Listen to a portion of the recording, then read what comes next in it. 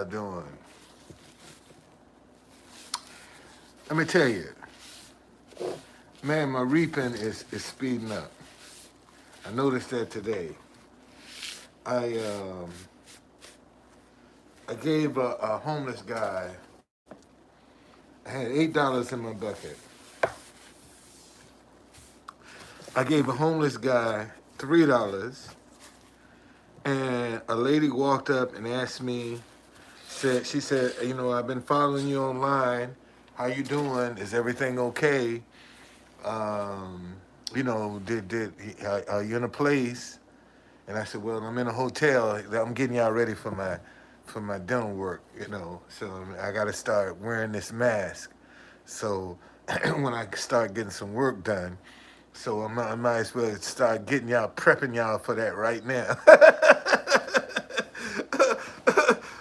Well, thank God I can hide behind one of these and won't stand out of place, you know, because I'm getting y'all, I'm prepping y'all for my dental work.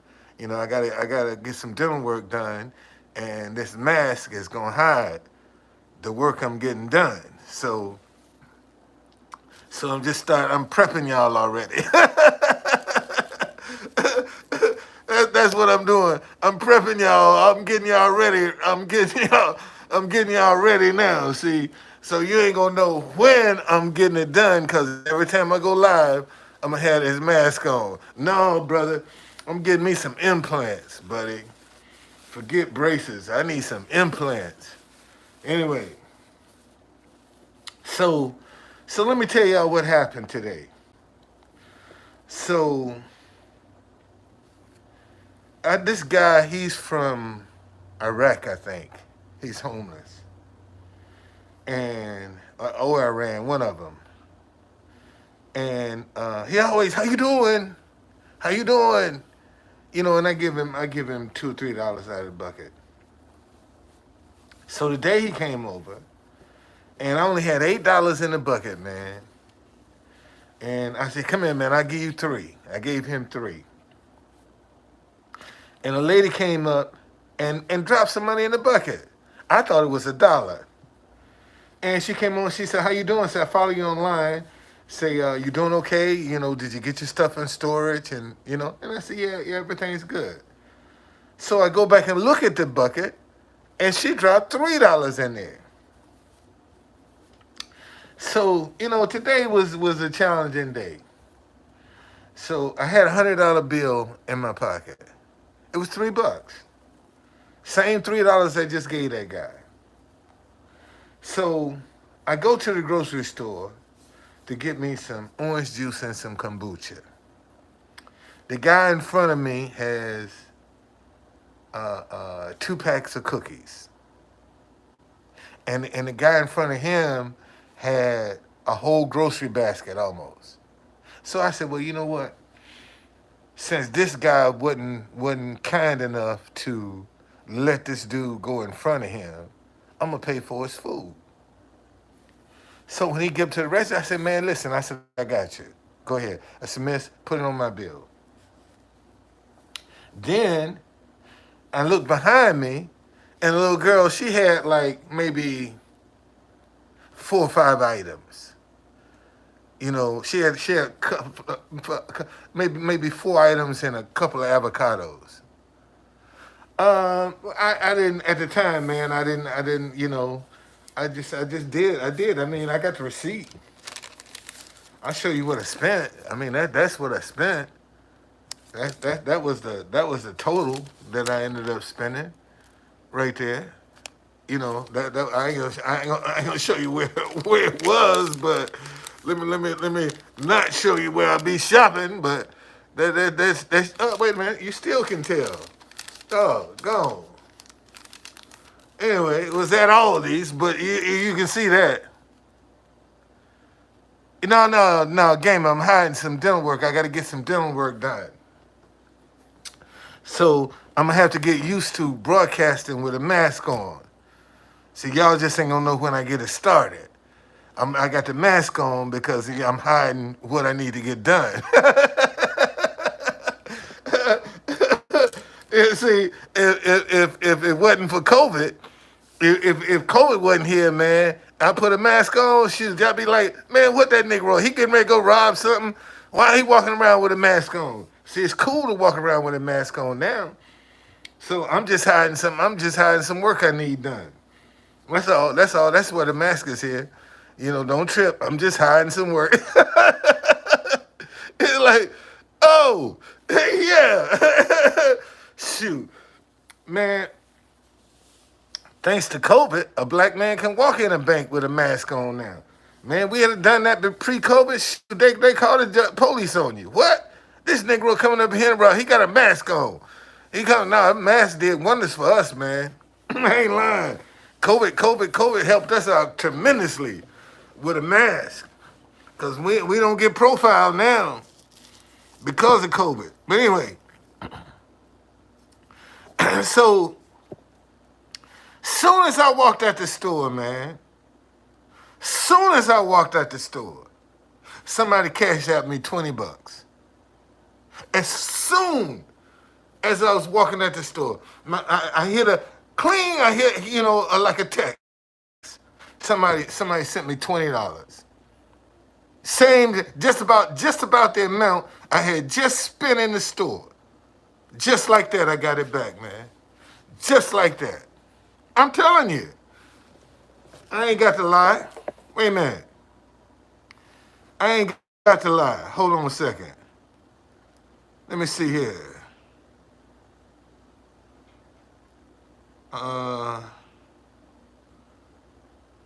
It's on this phone, man. It's on this phone. I'm gonna have to take a picture of it and show you. Lady sent me $20, man. Sure did.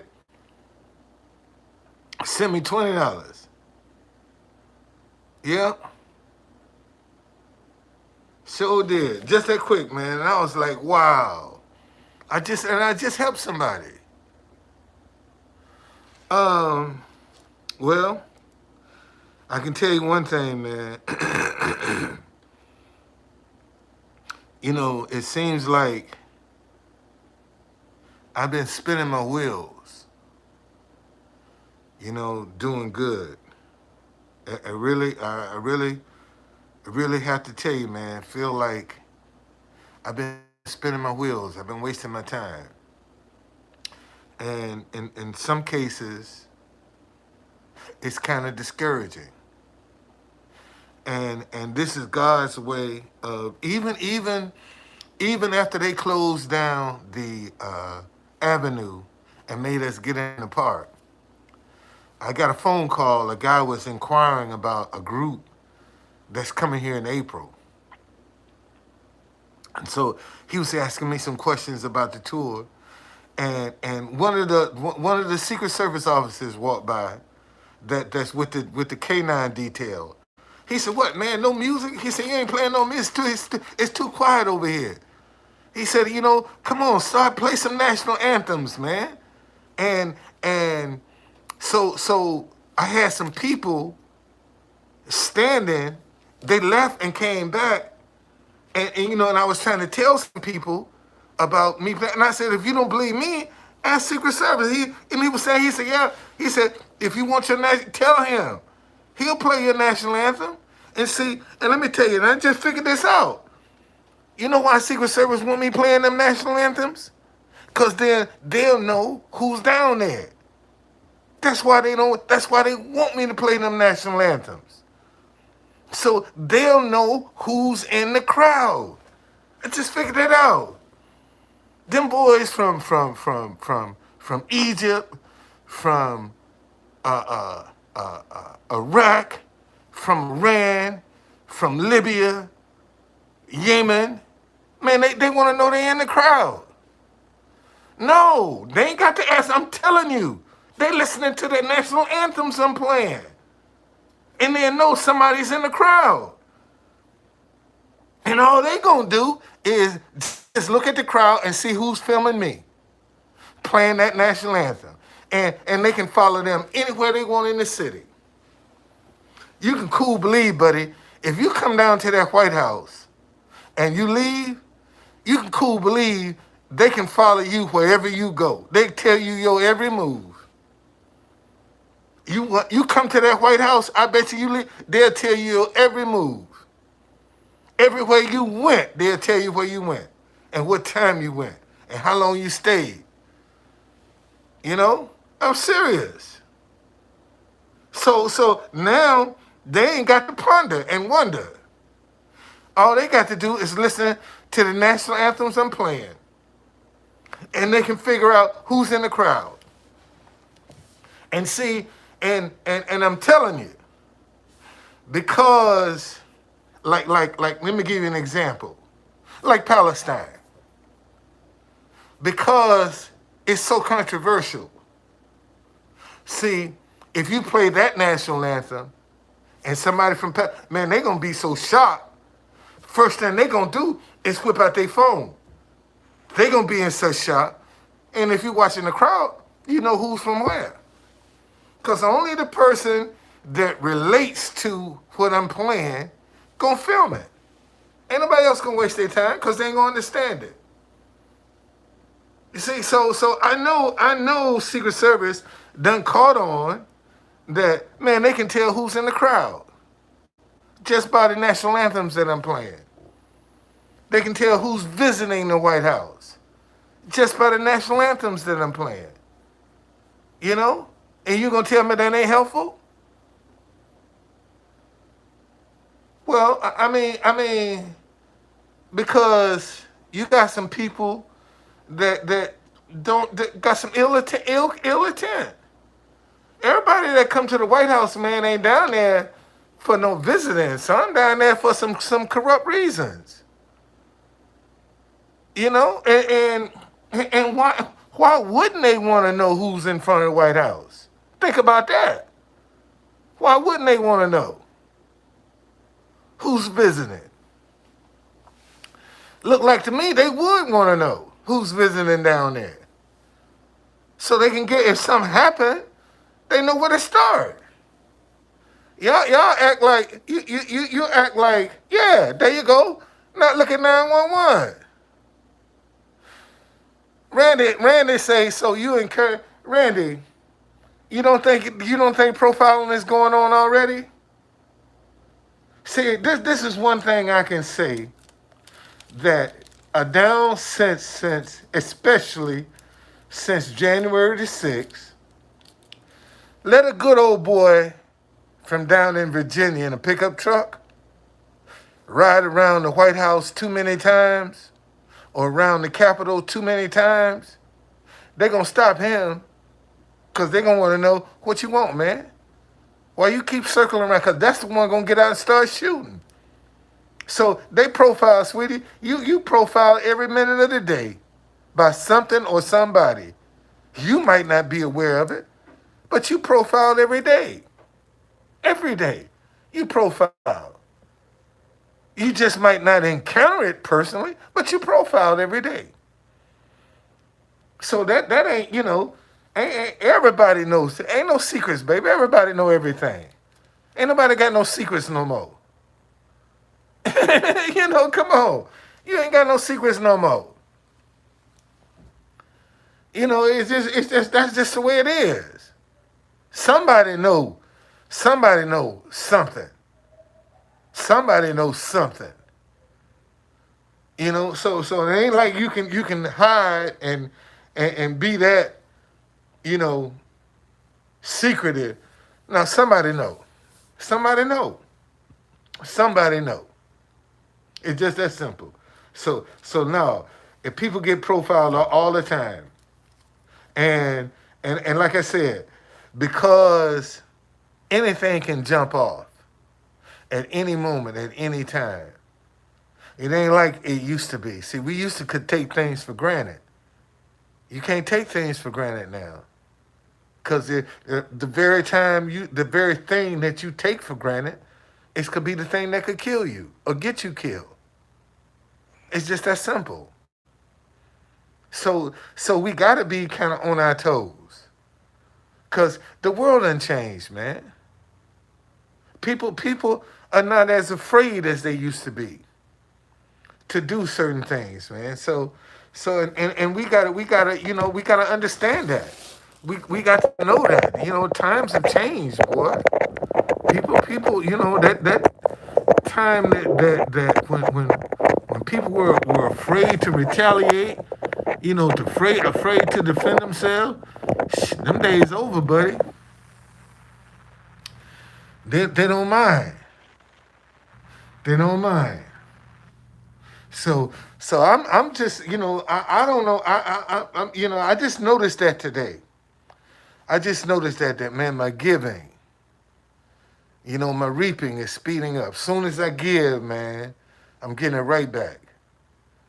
You know, soon as I give, I'm getting it right back. You know, and now that I see that, I'm gonna be paying closer attention to it to see just how, you know, how powerful this thing is.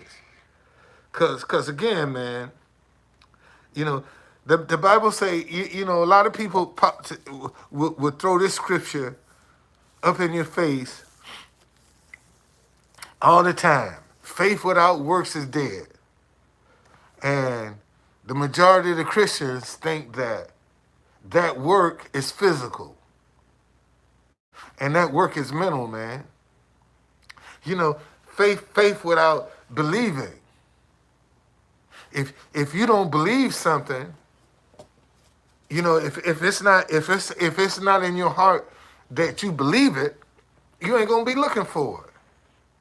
But man, when you believe in something, when you looking for it, you anticipating it. And most of us, quiet as kept, are afraid to be disappointed. That's why we don't exercise our faith like we should. Because we don't want to be disappointed. We don't want to be let down. We don't want to be embarrassed. You know, we don't want to be put to shame. Because when you step out there on your faith and it don't work, see, you're going to have people like conservative atheists. Oh, there you go. Told you that God didn't work. See, you always got some people, you got your doubters anyway. See, the enemy always going to sow some doubt into God's word. That's how he keep you off balance. Because he gets you to doubt what God's saying is true. And a lot of us subconsciously, we believe that. We accept that. You know, we live that way. We talk faith, but we don't live faith. And this is the problem. You got a lot of people talking religion, but they don't know how to live it. They can tell you what you should be doing down to the T. But look at their lives, man. Their lives all jacked up. They can't live what they're telling you to do. And they want you to follow them. And unfortunately, a lot of people do follow folk that can't walk their talk. That's the problem. A lot of folk can't walk their talk, man. So, only thing I can tell you is this ain't the time, man, to be sowing negative seeds, to be sowing confusion, to be sowing deceit and trickery. This ain't the time, man. This is the time to be trying to put something positive in the ground. You know, and a lot of people don't believe that because they don't see the manifestation of positive as fast as they do the manifestation of something negative. So you know, do what you please, man. I don't care. Do what you please. But know one thing. At the end of the day, when you close your eyes, it's all over. Ain't no second chances. Ain't no oops, I'm sorry. It's over. And a lot of people don't want to accept that fact. See, they think because their names are written in the Lamb Book of Life, that they still can party.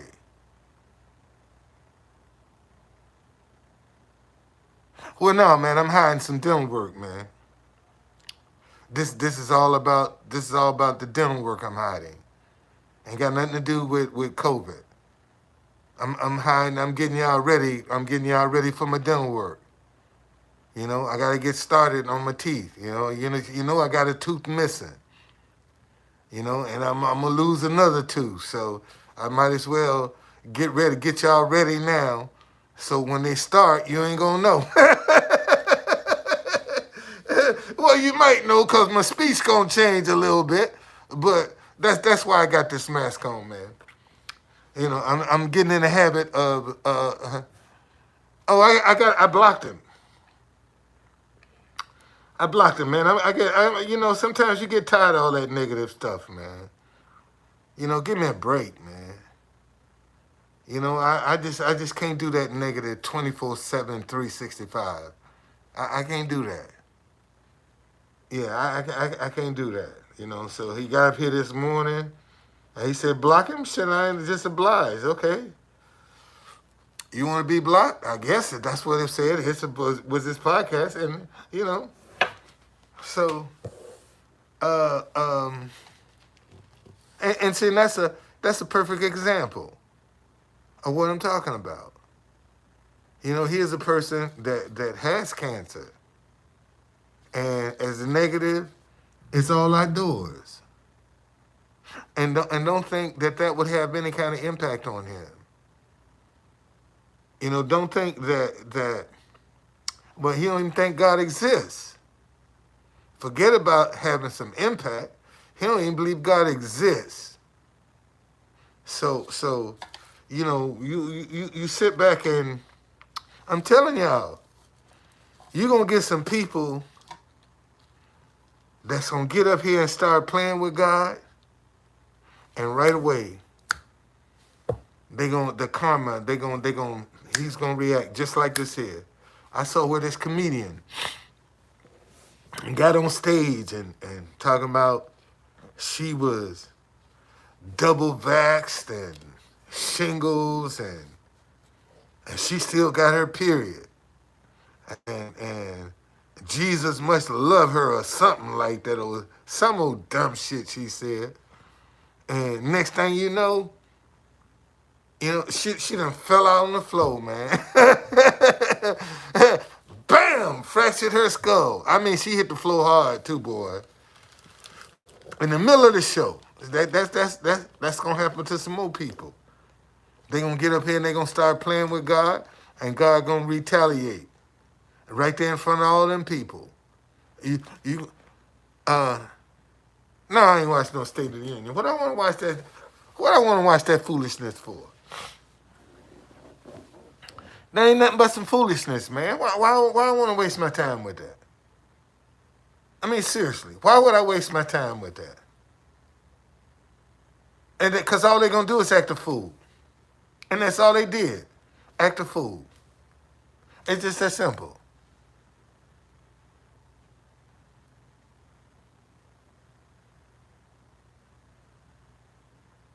Well, Devin say the President of the United States spoke. Did he get any respect for his speaking from his peers? Did the President of the United States get any respect? I didn't think so. So if he ain't gonna get no respect, why should I waste my time? Okay, so why should I waste my time? Knowing that this is gonna be the outcome. Knowing that these people, they just there to show up. So why should I waste my time? I can watch the reruns, man, and get the same thing. You know, somebody can, you know, they gonna slice it up and show you the drama, and you ain't got to go through the whole thing. See, they'll show you how they acted a fool. I saw where the girl acted a fool, calling him a liar, looking like one of the Dalmatian puppies. Hell, she looked like one of them Dalmatian puppies. What's going on, Scam? She looked like a Dalmatian puppy. You know, but anyway, listen, man. Listen to me, y'all. Listen to me. Here's the game. This is the game right here that for some reason people don't want to understand. If we're fighting each other, we can't fight high prices at the same time. Let me say that again. If we're fighting each other, we ain't gonna fight high prices at the same time because we're too busy fighting each other. See, we can't focus on nothing else as long as we're fighting each other. We can't really pay attention to what they're doing because we're fighting each other. We're hating each other. And isn't it interesting? The same person that's got you hating each other is the same person you look to for your information. Isn't that interesting? Same one that got you fighting and hating is the same one you look to get your information from. And you wonder why you won't speak to it. Man, I keep telling y'all. You want to see how far we have drifted as people? Pay attention to the next person that walk down the street and notice they won't even look at you. They won't even acknowledge you. They won't even acknowledge you. They'll look at the ground before they look at you. And some of these are Christians. Some of these are Jesus freaks. They won't even look at you. Okay? No, seriously, man. And this is the problem. We don't know how to recognize good people. This the problem. This why we in the condition we in. We don't know how to recognize good people. See, anybody can trick us. Anybody can fool us. Because we don't know the traits of good people.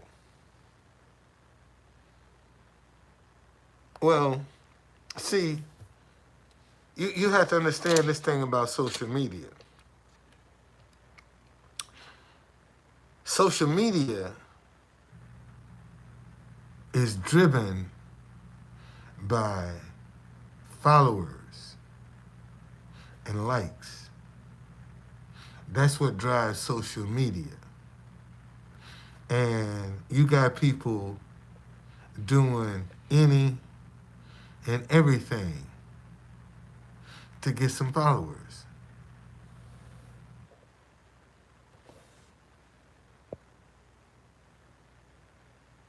Yeah, to get some followers. I mean, to the point where some of them are dying,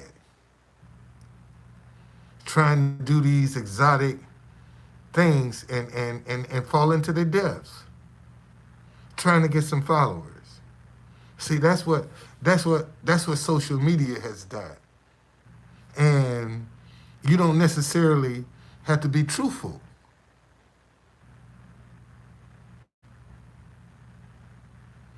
Again, I know, man. I know. I mean, in Turkey and Syria.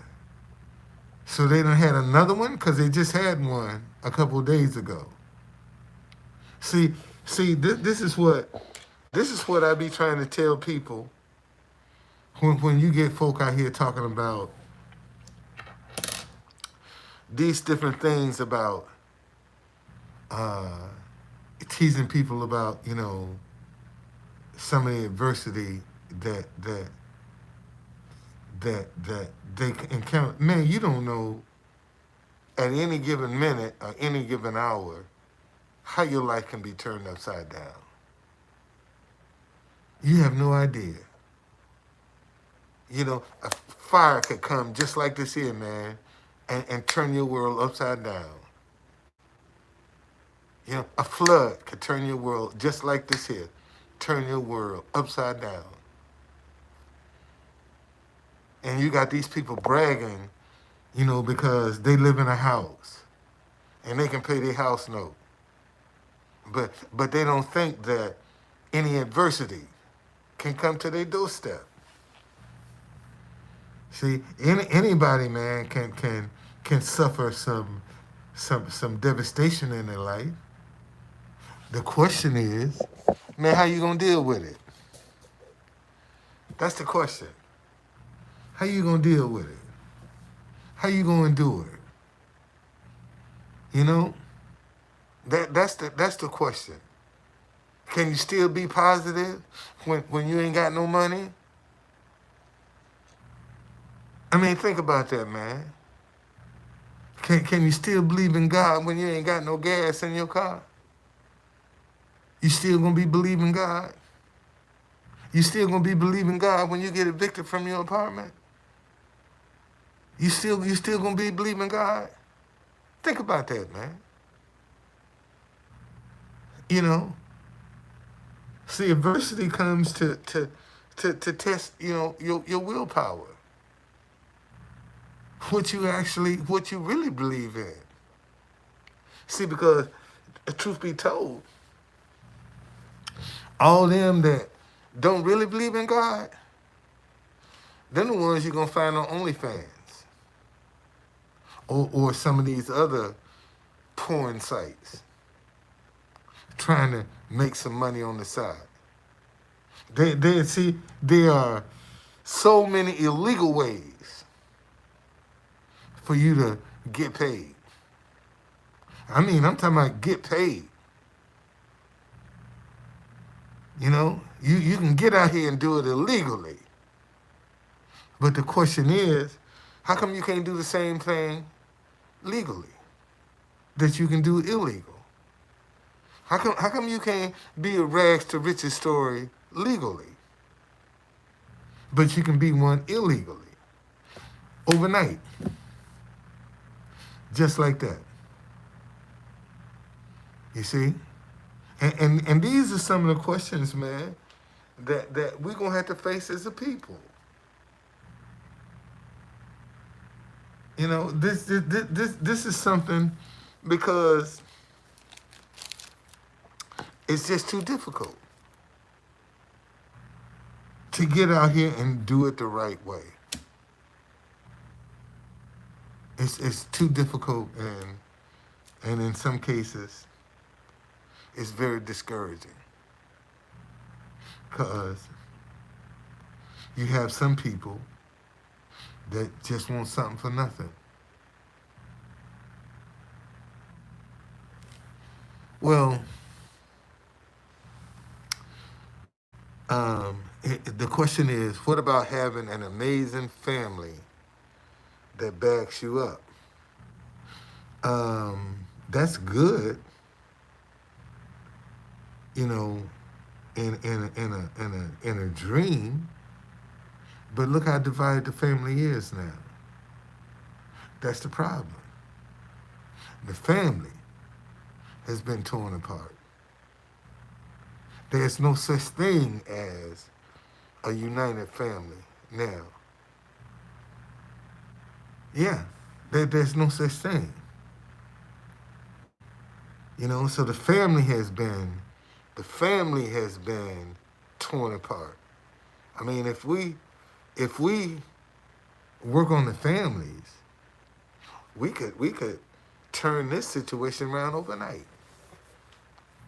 If we could heal the families, this situation would heal overnight.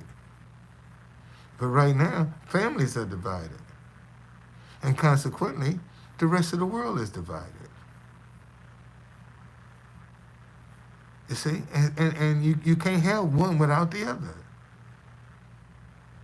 So you need a strong family, man, to have a better world. And we act like we don't see that.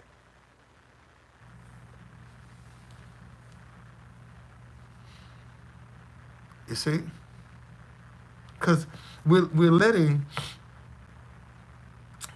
too many simple things divide us.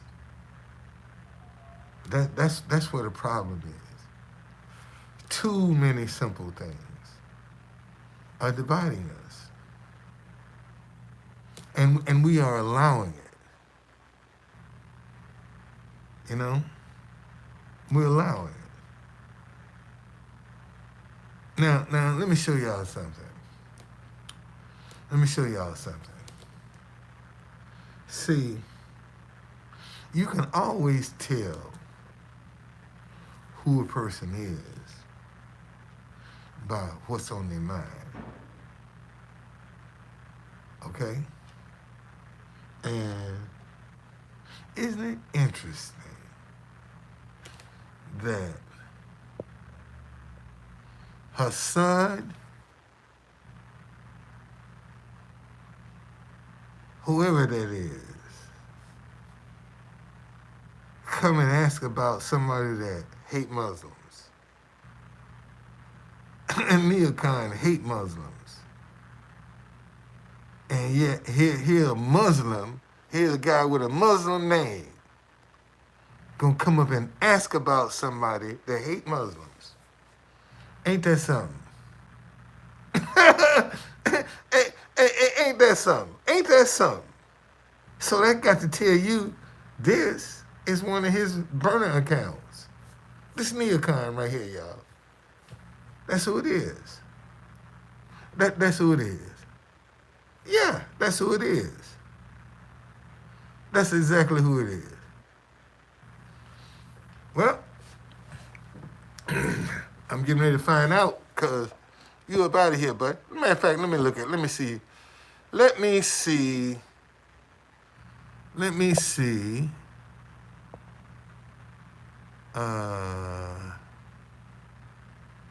I want to see how long you've been on YouTube. Oh, I can look right here. Let's see how long you've been on YouTube. Let's see here.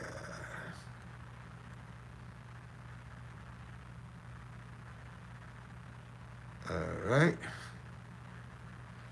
Let's see. Hassan. Go to channel. 155 subscribers. Well, how about that? All right. He got 155 subscribers. Well, let me know.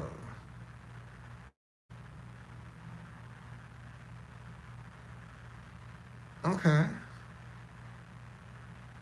Okay. You got 155 subscribers, all right. Because if you was one of them no subscribers and then, but you was blocked. I was telling you that now. You blocked. Well, anyway, man, I just want to let y'all know, man, that I'm gonna up my giving, man. Shoot. Since it's coming back that fast, let me get some more. I want to see how quick it can. I want to see, can I make some more stuff come back quick. Now that I know that it's coming back this quick, let me see. Let me give some more stuff. You know. I don't know. That's what it say here. I looked him up. Go to channel. He got 155 subscribers. It sure do. Let me see when did he come on here? How long he been on? Let me see here.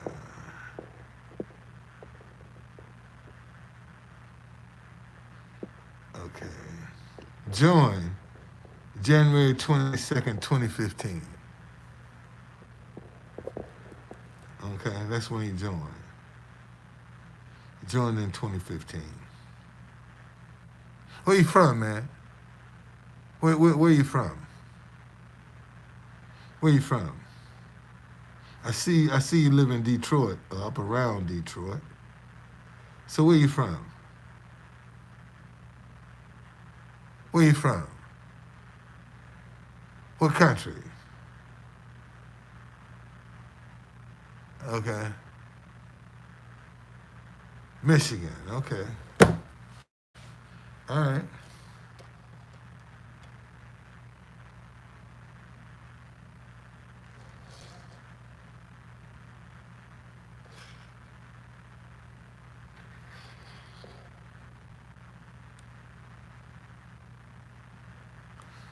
All right. Well, anyway, I just thought I'd come on here, man, and let y'all know that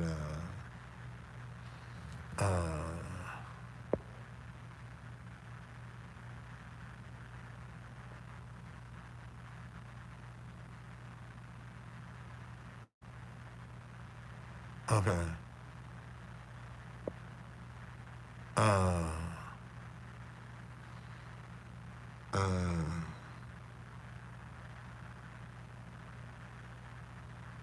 okay. Thank you, man. Um, well, see, here's the problem with most people now. Most people want watered down truth. They don't want to deal with real truth. They want something that'll tickle their ears, that will satisfy, their lustful desires. They don't wanna do no work. Um, who cares, man?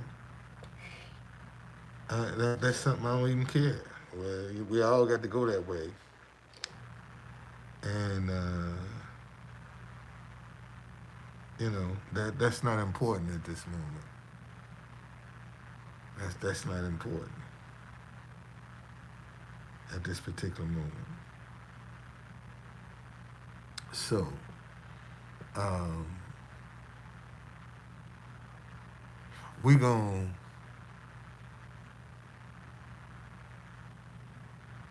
well, here's the problem.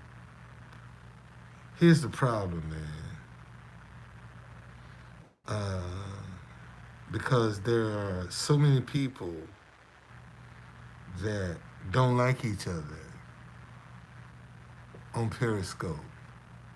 They ain't gonna come together to try to get it back. The only way you gonna get Elon Musk attention is you gotta go to him as a group. And you got a lot of people talking about they miss Periscope, you know, but they won't if you start asking, they won't help to we can't come together. And see, and the rich know that you ain't gonna come together to achieve nothing. That's why they got you fighting. Ask yourself, if things are so bad, how come the rich will keep getting richer off of our division? If things are so bad, why they keep getting richer and we getting poorer? Because we paying the high gas prices, we paying the high food prices, we paying the high medicine prices. We can't even come together, man, to fight that because we dislike each other. And they know that because you dislike, that's why they got you fighting each other. Because if you fighting each other, you ain't gonna be trying to fight to bring down no food prices or no gas prices. Because you're too busy hating each other. So you ain't gonna do nothing to help each other. And we all suffering. And we don't see that, man. You know, we all out here suffering. We're all getting screwed at the pump. But you got the nerve to want to call me a nigga. And you getting screwed at the pump too. You know? I mean, think about that. Think about that, man. You out here with your racism and all your hatred and and you get still getting screwed. And life ain't no better for you. But you still hating. And you suffering the same thing as the person that you hating. Y'all suffering the same. And you're too busy fighting each other to see that, man, you suffering from the same thing. You're getting screwed at the pump. You're getting screwed in the grocery store. Look how prices going up, man. I mean, ridiculous. Stuff that I would go in and pay $12, $13, $14, $15 for. Now I'm almost $20. You know, just last month I'm paying $14. Now I'm up to $20.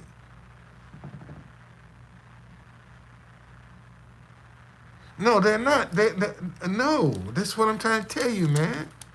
This is what I'm trying to tell you. Right now, if we heal the families of the world, man, all of this hatred, this division, this animosity would just totally be gone.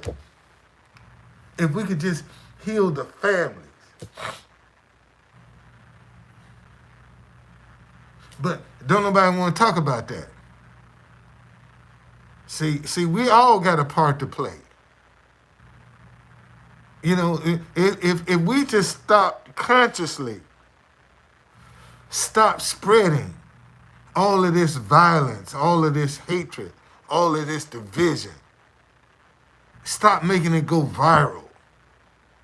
If we just stop, man, because all it's doing is making us numb to each other, afraid of each other.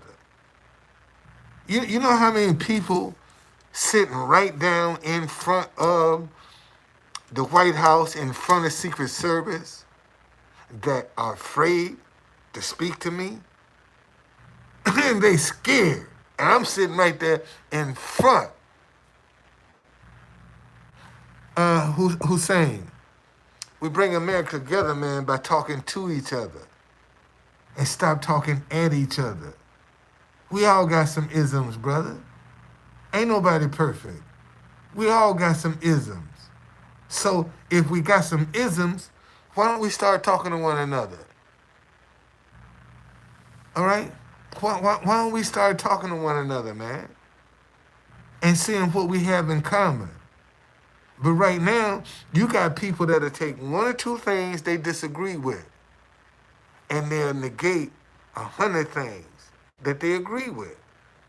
See, this is where we got to start. We got to get rid of, just because you got one or two things you disagree on, that you're gonna negate, 100 other things that you agree on. This is the problem. We don't want to build on what we agree on. Yes, we do. But because we're fighting each other, we don't trust each other. And if we don't trust each other, we ain't gonna give each other a chance. It's just that simple. You ain't gonna give nobody a chance you don't trust. Think about that. If you don't trust somebody, you ain't gonna give them no chance. They short. They are short. And this is the problem. We got too many people that don't trust. They don't trust. Most of them don't even trust themselves. And that's the problem. Most of them don't trust themselves. That's why they don't trust nobody else. Man, when you trust yourself, you know what that feels like. You know what that requires when you trust yourself. So how somebody gonna come and do something different than you do, and still label it trust. When you trust yourself, that ain't how you act when you trust yourself. And you let somebody else fool you. Because you don't want to measure by what you do. So when you ain't sure what's going on. So when you ain't sure, man, this is the kind of stuff you'll do. You know, you'll have the confusion. You'll have the anger. And see, this is what I be trying to tell people now. See, man, now disagreement is deadly. You find people that are disagreeing with themselves, with each other now, man, they killing each other. It's a death sentence, man. Disagreeing with somebody right now. What's going on with you, Kyle? You know, disagreement is a death sentence now, man. Especially among these young people. They disagree, man. They trying to kill each other over some bullshit. They be trying to kill each other. And we need to do better, man. We need to do better. We got to do better. Because these are the ones, see, where people are not grasping is, okay, look at what we teaching the kids that's going to be responsible for us when we old and can't do nothing for ourselves. Look at what we created, man. Look how they going to treat us. Like shit. Because they watch us lie, cheat, and steal. So that's what they're going to do to us when they know we can't protect ourselves. So what you think they're going to let happen to us? And if you notice, it's only the poor folk where the chaos going to be. Chaos ain't going to be among rich people. Because rich people going to still have their needs met. They still going to be able to fly private, man. While you having your civil war. And don't you notice, man? What rich person you ever heard talk about a civil war? Only poor folk talk like that. Only poor people talk about a civil war. Rich people ain't that. They making money off your dumb ass. They want you to have a civil war. Because they making money off you. And you too stupid to, and see, not only, oh man. See, one of the reasons that we still got all these assault rifles and all of these murders that's going on and the crime, that's population control. You got all these murders going on, man. That you controlling the population. You know, I mean, you killing, you know, I mean, 1,000 people a month across the country. You know, that's population control. That's one of the reasons that they ain't worried about crime, because you kill yourself off. They ain't got to kill you. And those that ain't been killed off, their diets are gonna kill them. Cause look how bad they eat, man. Look at the crap people are eating. You know, you got dialysis center, a dime a dozen. You got more dialysis centers in black communities than you do churches. Right now, you got more dialysis centers than churches in the black community. Okay, well, thank you. You see, and this is the kind of stuff, man. We got to pay attention to the game that's being played, and this is what we're missing, because we're too busy fighting each other, and they playing a game on us, and we falling for the game, because we still fighting each other. Like if my half of the ship go down, yours ain't staying afloat, and we got people out here right now trying to destroy the other half of the ship. Like there's a save. We all gonna be doomed, man. We all gonna be doomed. And the rich gonna get richer. And you still gonna be fighting each other. That's the part that trips me out. You know, y'all always talking about the rich, but look at what you're doing to make them richer. You too stupid to even realize that. Your division and your hatred and your animosity for each other, it's just making white, and the majority of them white are white, richer. You just making them richer.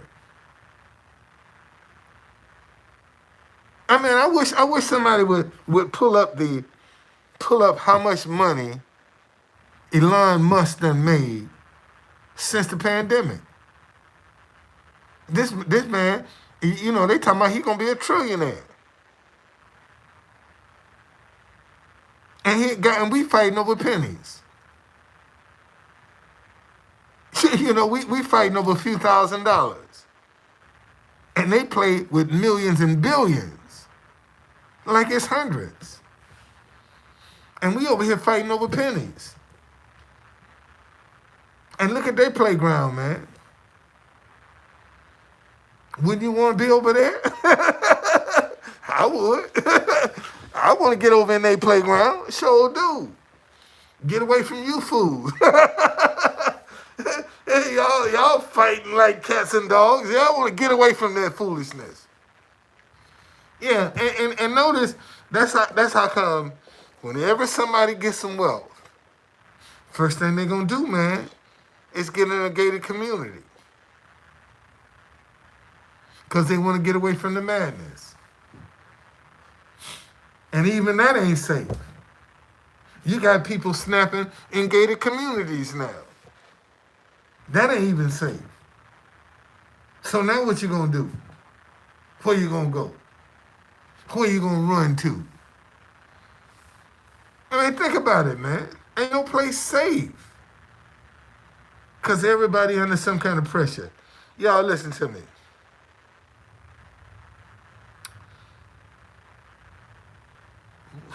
What we don't pay attention to is how much pharmaceuticals play in our society. A lot of the problems that we're facing right now in our community can be laid right at the feet of pharmaceuticals. A lot of the problems that we are experiencing is because of pharmaceuticals. People on medicine. I bet you all of these people that are snapping, I bet you if you go back and look, they're on some type of medication, man. They're on some kind of medication, and a lot of people can't handle these side effects of this medication. And I'm getting y'all ready for my dental work. I'm gonna have to have some dental work done, so I'm getting y'all ready now. You ain't gonna know. You'll know when it starts, cause I'm sure my speech gonna change. But that's why I'm wearing the mask, cause I'm gonna start on my dental work. You know, I gotta get y'all used to seeing that until it's completed. So that's why I'm wearing the mask.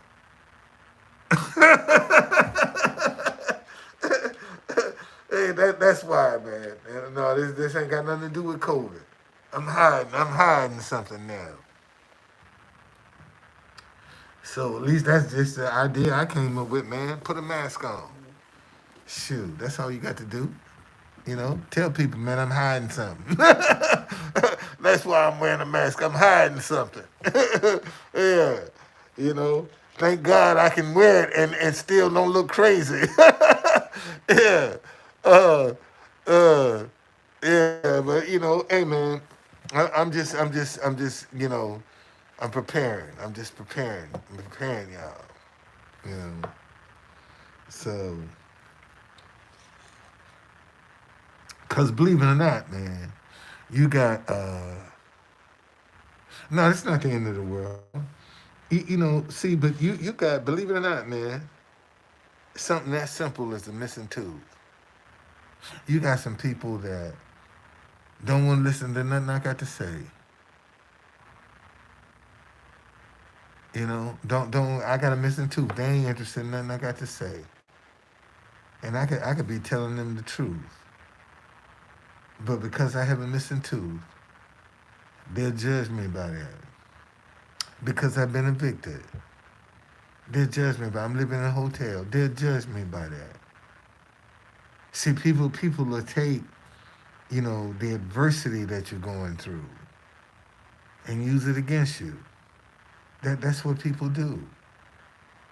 And see, and it's that joker that's always throwing stuff back up in your face.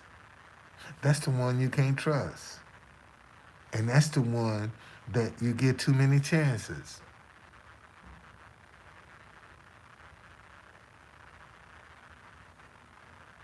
Okay?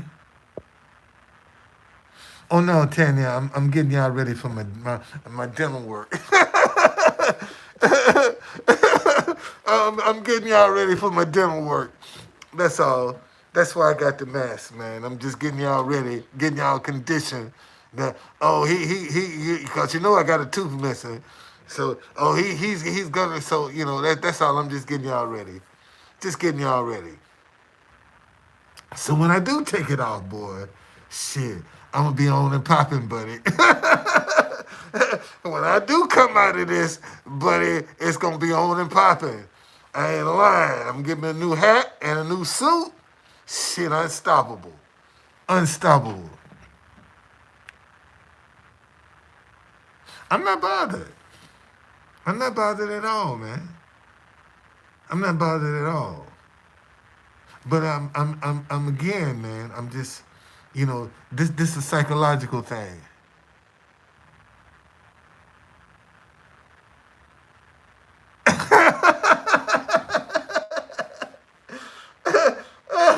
Oh boy.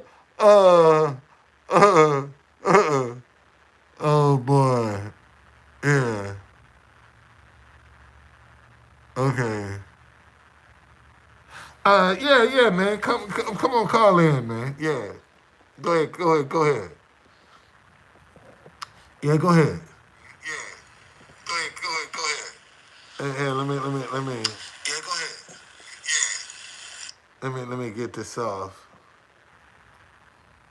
Yeah. Um. But.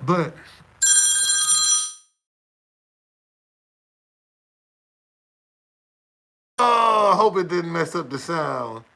I hope it. What's up, TC? How you doing? Okay, let's see. I hope it didn't interfere with mine. Can y'all still hear me? Put a one up if you can still hear me. I can hear you good. Let's see if it goes through. I gotta see if it didn't mess up mine. Yeah, okay, they can still hear. All right, yes, sir. Let me throw something. Let me throw something at you for a second, okay? Okay. Have you ever heard of a thing called catastrophication? No. Catastrophication. Let me try to make it as simple as possible. You know how you're laying in bed at night and you know everything you've done since you were in sixth grade, and you remember all the bad things you've done and all the stuff that, boy, I just wish I hadn't done that, or somebody might know that, or things that only you know, but in your mind it starts playing tricks on you because you start believing that everybody else knows that what you're thinking. Doesn't matter what it is, doesn't matter when it was, but in your mind, you know it. So if you know it, somebody else has got to know it. Does that make sense? Okay. That's called catastrophication.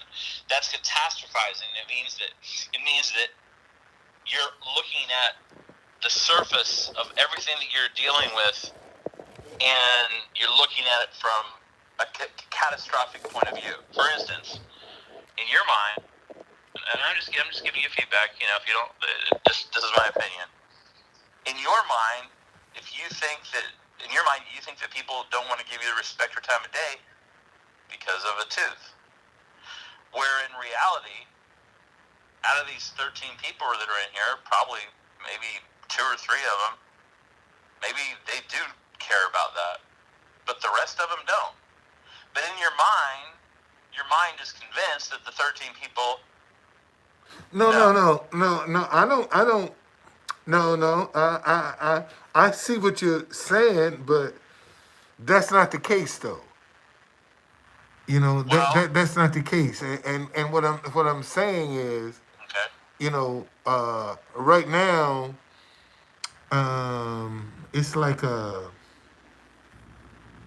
it's like a consciousness kind of thing, man. Well, it's I know. You know. Let's say it the way it is. It's a self-consciousness kind of thing. Well, It's not. maybe it It's not is. consciousness Maybe because it is.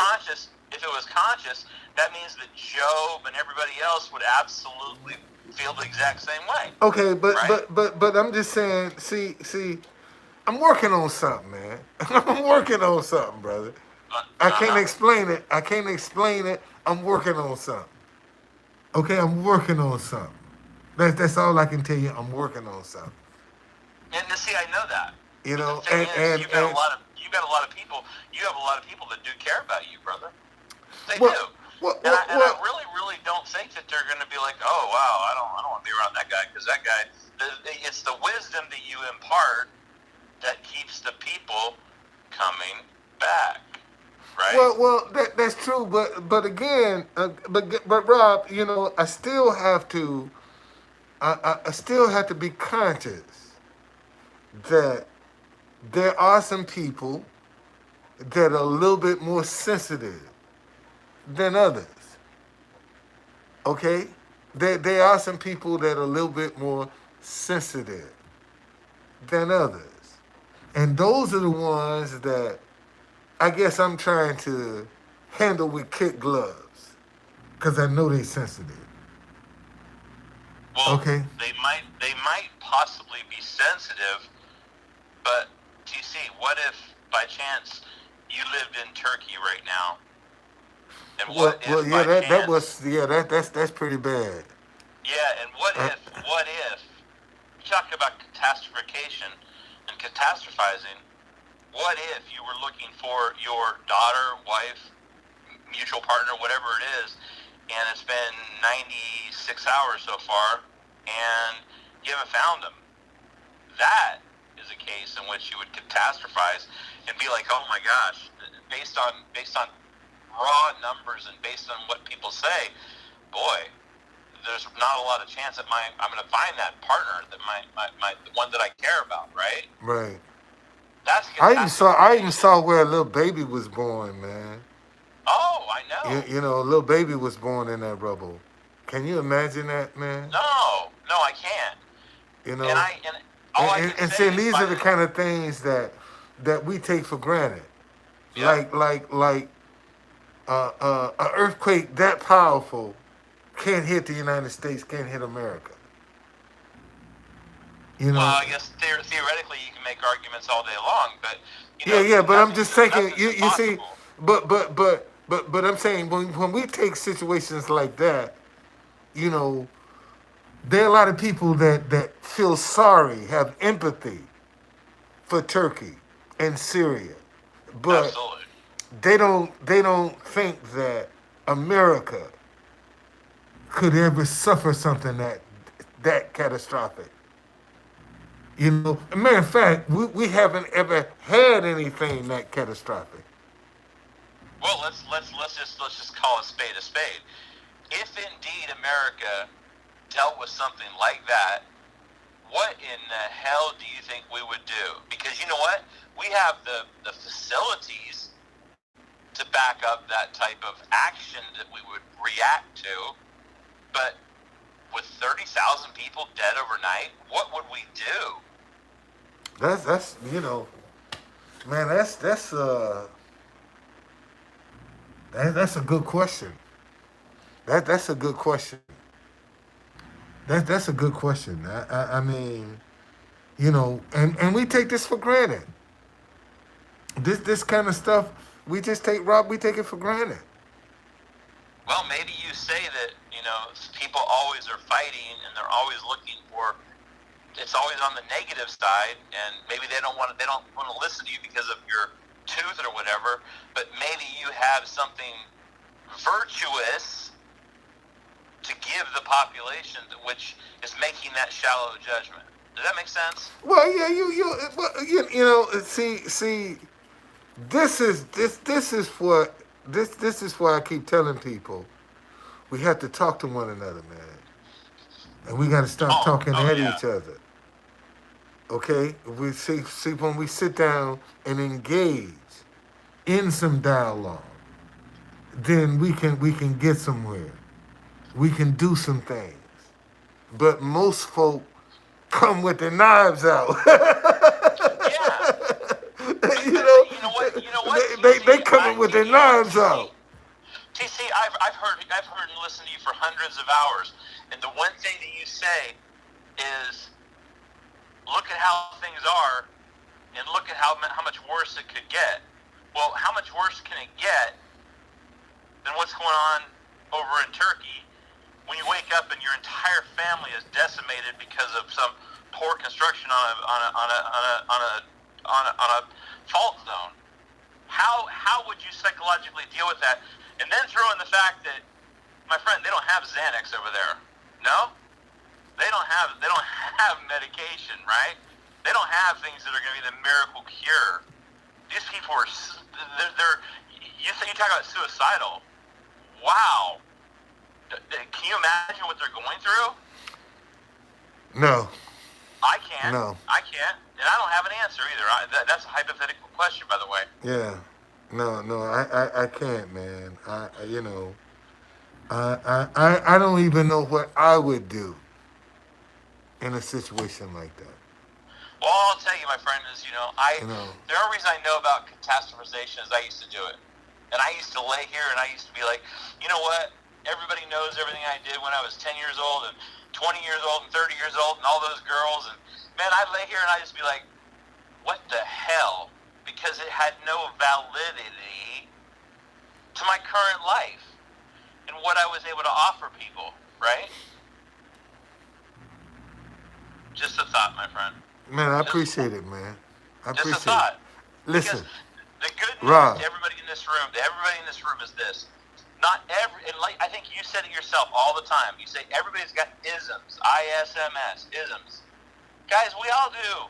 But the good news is, a lot of times we're the only people that know about those isms. But see, Rob, this conversation gonna help somebody. I hope so. No, it will. The replay viewers, see, it might not. The ones listening, it ain't the ones listening. This is not for the ones listening. This is for the replay viewers. This is what this is for. Okay, this is what this is for. Cause there's gonna be some people gonna come listen to this. And believe it or not, there are a lot of people dealing with what I'm saying. What I'm talking about, it's a lot of folk dealing with that, man. They self-conscious about something. Yeah. They got some self-consciousness about something. Might not be their tooth. It could be their hairline. It could be their weight. Yeah. It could be a whole lot of things. A lot of people got some insecurities out there, man, that they're going to have to deal with. You see? And it's how you deal with it. Well, I think it comes down to where you always say, everybody has the isms. That's your word. Man, listen, okay, God diggity dog. Now y'all happy? You happy now? God dog. Boy, I'm telling you, I'm trying to get my mindset, man. Look, let me tell y'all something. I wouldn't even notice if you don't say anything. No, let me tell y'all something. See, I gotta get this. Before I see my wife, I'm gonna have to get this tooth fixed, man. Cause she ain't gonna put up with that. She gonna be like, honey, you need to fix that. You need to get that fixed, baby. Oh no. And so that's me. Okay, all right, okay, all right. That's what I do. I think you just made the right comment. You know, there's gonna be somebody watching this, they're gonna listen to this, and it's gonna change their life. And I It think they're is, gonna be man. able to, you know. And I It think that see, we Rob. This is what we sometimes a third party looking in can really change things, in my opinion. see, Rob. We don't. There are a lot of people out there that are not transparent. You know, they pretend from the time they open up their eyes until they go to sleep. Their whole life is a pretense. Mm. Okay, you got a lot of people out here like that, man. They have to pretend just to survive, and that's what's hurting us, man. Too many people are pretending just to survive, Rob. Wow. Just to survive, Rob. We ain't talking about thriving. We talking about just to survive. They got to pretend. Imagine that. Being somewhere you don't want to be. And you got to pretend that you want to be there. That'd be a tough one, wouldn't it? Would it? Would it? Man, it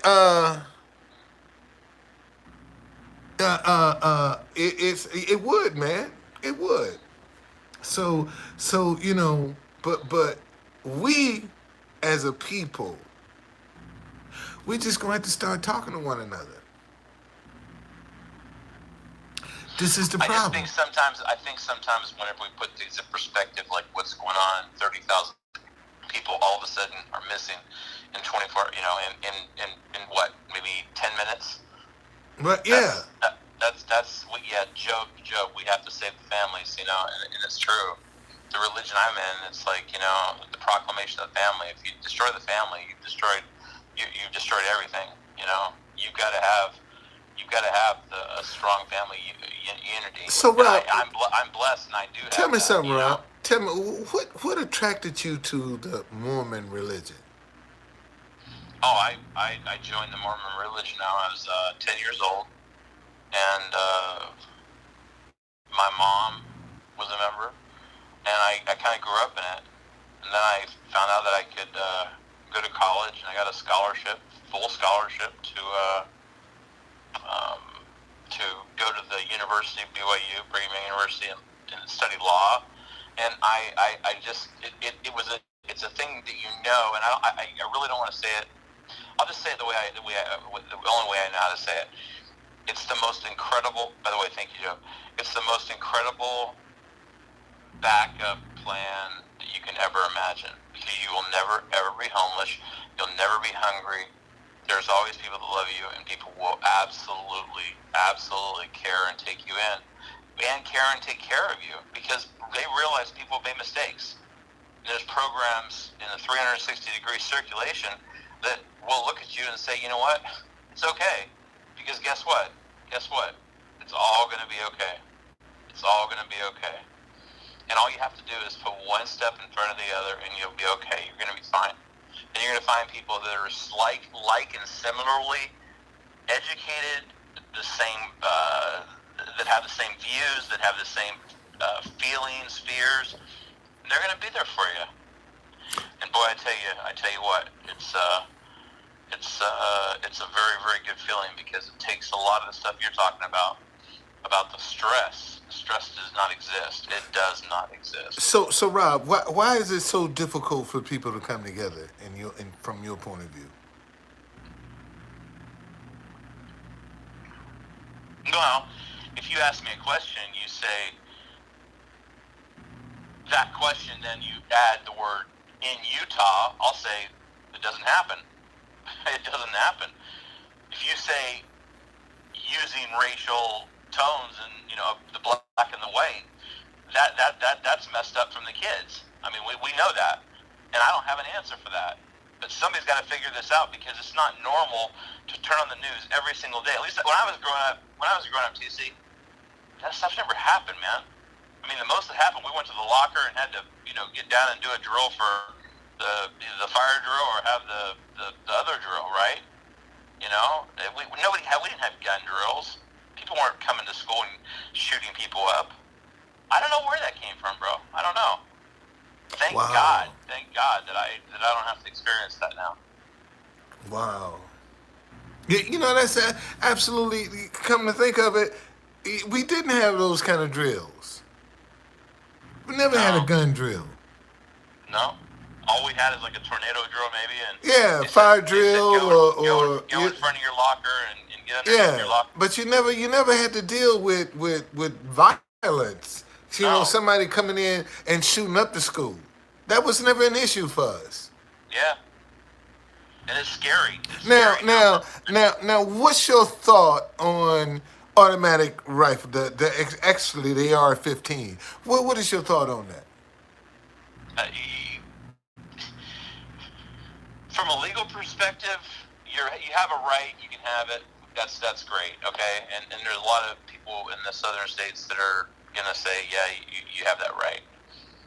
Me, I don't want one. I don't need one. What the hell am I gonna do with something like that?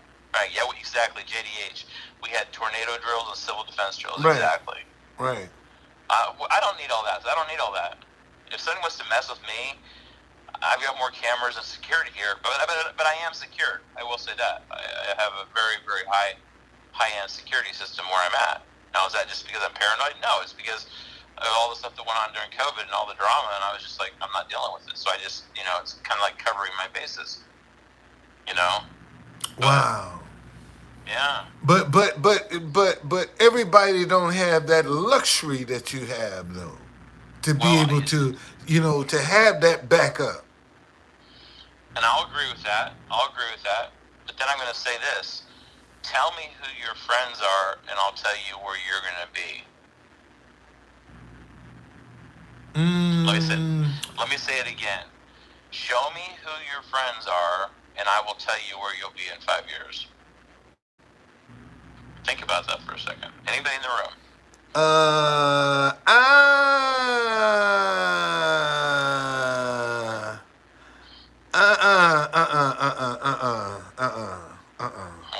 Okay.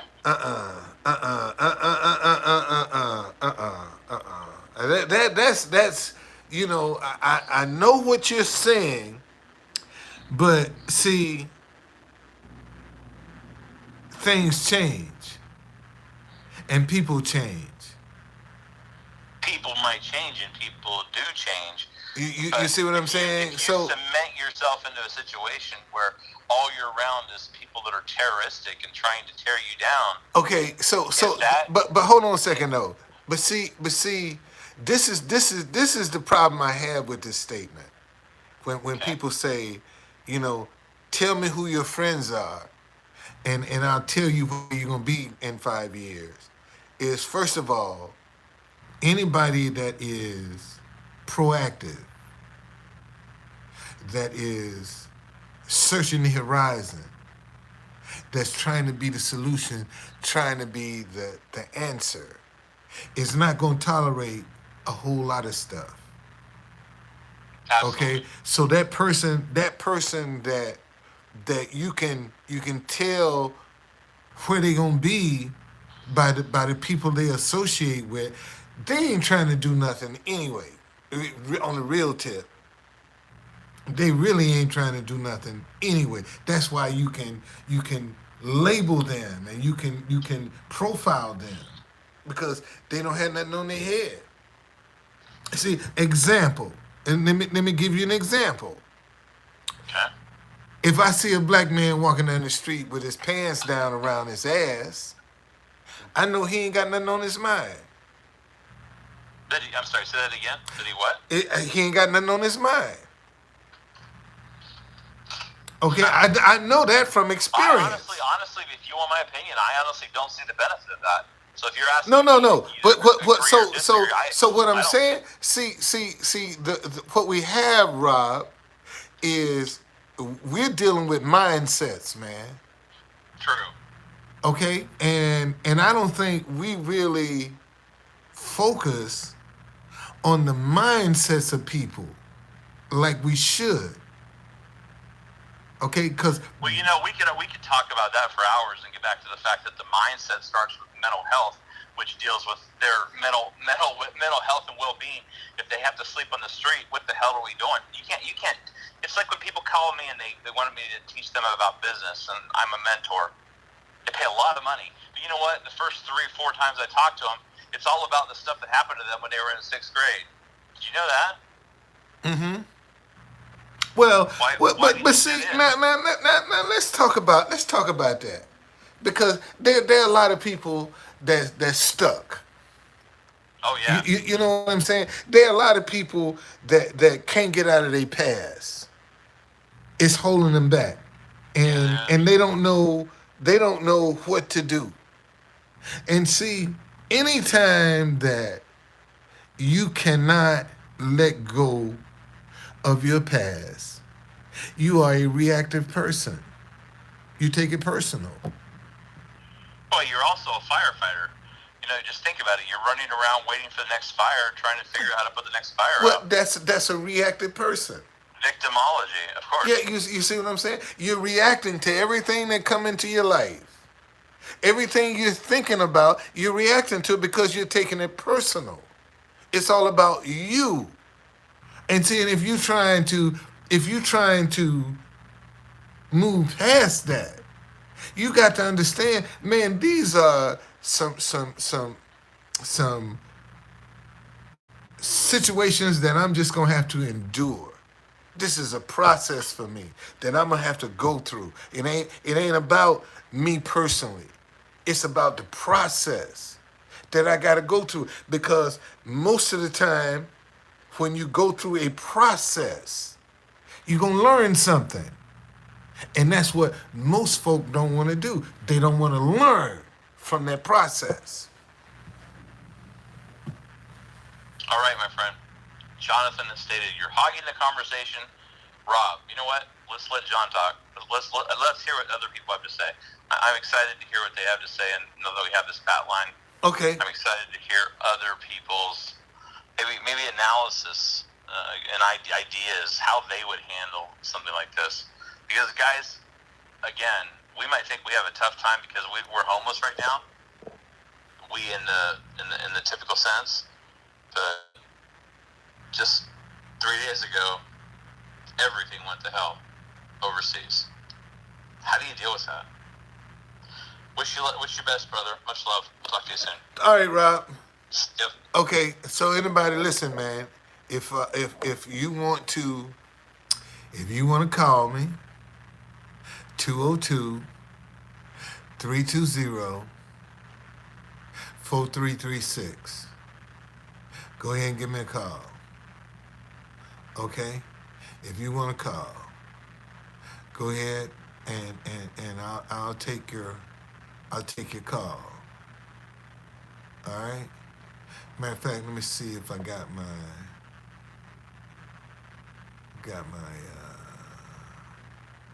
I know you jokers like to call me from a blocked number. I'm gonna even turn that off for you. I'm gonna let you call me from a blocked number. Okay? I'm gonna let you call me from a blocked number. Go ahead. You got it. You can call me now. Since you want to leave all these, man, this is one of the things I like to do in front of the White House, man. I like to sit there and let y'all talk to the White House. But because I got so many trolls, so many fools, I don't feel like fighting them, man. Because they would take that opportunity to be stupid. And that's not what I want to. I don't feel like fighting. I want to sit down and let people honestly voice, man, how they feel in front of the White House. Ain't nobody doing that. And see, here's their dilemma that they have right now. Um,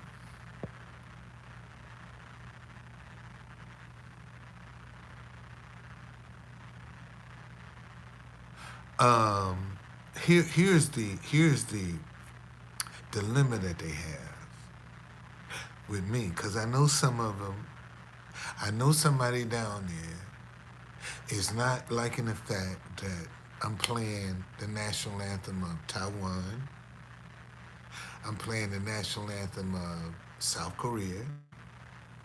I'm playing the national anthem of Palestine. I'm playing the national anthem of Yemen. See, I know there's some people down there that don't like that. But see, what they don't realize, when those people are asking me to play their national anthem, that lets you know who's there. See, that's what that is letting you know. Who's in the crowd? Okay? In case you're looking for somebody.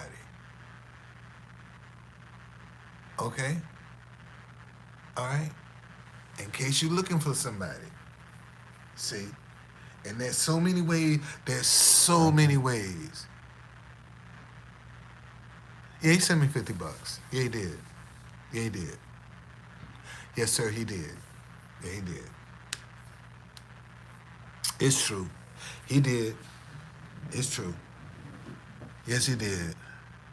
Yeah, he did. That's true. And like I told you, man, my giving is coming back faster. Okay? I'm finding that my giving is coming back to me much faster. As soon as I give it away, I'm getting it back. This is what I'm noticing. Soon as, and man, you know, I need money, man. You hear me? I need some money. And I'm noticing, soon as I get the money way that I have, I'm getting it right back. God is telling me, don't worry, I got you. I'm getting it right back, man. Right back, immediately, I'm getting it back. And I just noticed that today. I just noticed that today. Yeah, I even booked a tour. I got a tour next week. I got me a tour next week. Sure do. Yes, I do. I'm going to tell you, man, I'm going to turn tourism on its head in D.C. I'm going to turn tourism on its head in D.C. This is a hell of a story. This is a hell of a story. You know, to get evicted, to be living at a hotel, and still doing what you've been doing, and then somebody come along and discover you because you didn't give up.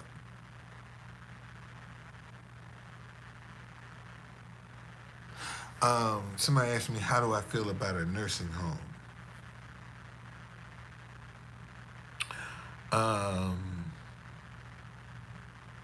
You know what my answer would be to that? To a nursing home? If I had the money, I would pay people 70% of what their house is worth. And let you live in it for the rest of your life till you die. That's how I would address that.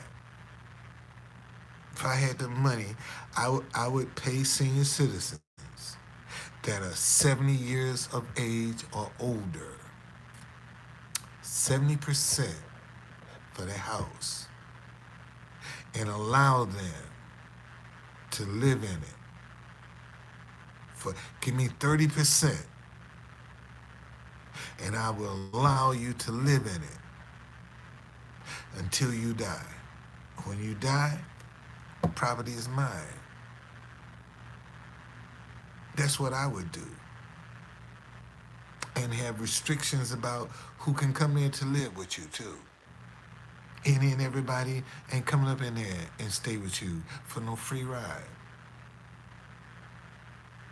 That's what I would do. And I would split.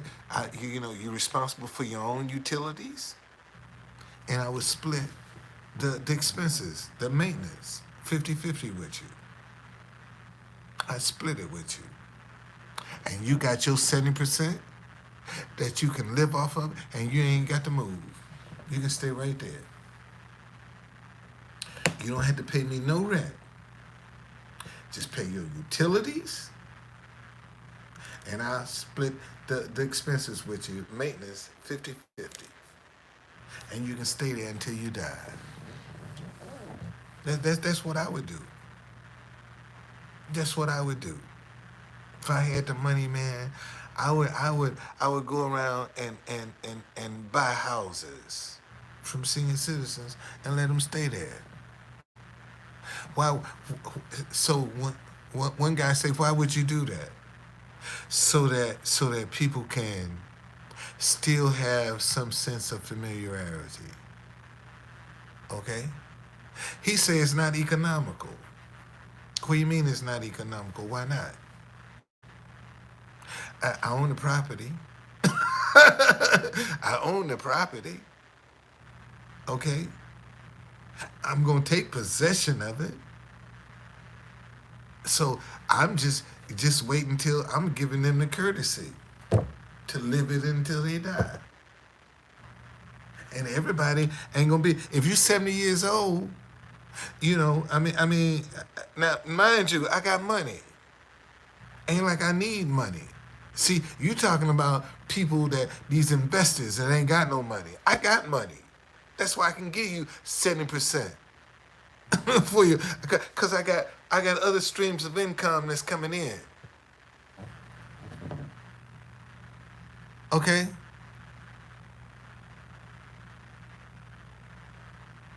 Okay, I got other streams of income coming in. So I don't have to live off of that investment, because I got other streams of income that's coming in.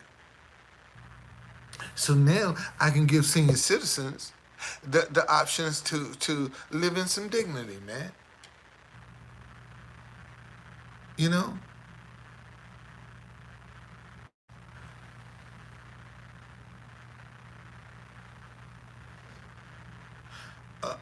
Notice I said 30%. I don't know where you got 10% from. I don't know where I said 30%. I'm gonna get 30% off your house, and you gonna get 70, and I'm gonna let you live in it until you die. Now, see, there are some other things about that idea that haven't revealed themselves yet. I don't have the whole thing, down perfect. How it's gonna work? How I don't know. But I got the foundation of what I want to do, and the rest of the stuff, man. When I can start implementing it, it's gonna reveal itself, and that's how I see it. And see, and he talking about, somebody talking about, that's not equitable. But man, if you own, let's say, 250 properties like that, how much money you think that is, man? How much money you think that is? Not that, just that 30% that you get. Let's say you got 200 properties that you done made 30% off of. And it's your property. And you now own it. So you can take that property and, man, you can borrow against that property, my friend. You can do a lot of stuff against that property, because that's equity. That's equity that you got. Okay, mind you. So let me give you an example. Let's say your house is $200,000, and I come in and I say, you know what? I give you 170. I'll take the 30,000, and you can stay in it until you die. Pay your own utilities, and I'm gonna go half with you on the maintenance. Okay, that's what I'm gonna do, and I'm paying the property taxes because I'm gonna be able to write that out. No, this is not turning into no Dave Ramsey show. I'm just telling you an idea of what I would do if I had money. See, you got a lot of people out here with money that their money has them hostage. They can't live a normal life because their money has them hostage. Man, if you are generous with people where you go, if you walk into a restaurant and you tipping everybody, you think you're gonna have to pay for food? No, you're not gonna pay for food. You ain't gonna have to worry about nobody messing with you because the people around you are gonna make sure don't nobody mess with you because you generous. See, and this is what a lot of rich people, how they have missed the boat. Man, they haven't been generous where they go. So consequently, they're prisoners. You see, because they ain't generous to people, man. And people run up on. If you got somebody generous, you ain't gonna mess with them. They ain't gonna even be that star-studded, where you in awe and all. No, man, that's truth conductor. Leave him alone. Let him go where he going. And this is what you got to do, man. If you take care of people, people gonna take care of you. Let me say that again. See, this is the part most rich people don't understand. Man, if you take care of people, people gonna take care of you, buddy. You ain't got to worry about nobody messing with you. You ain't got to worry about nobody trying to rob you or stick you up or steal from you because the people are going to take care of you. And this is what a lot of rich people don't know how to do is to have the people take care. They got the people scared of them. They need, man, why should I go and pay all this money for security when man, you go in the hood. That's where you want them, the ones you want to try to get on your side.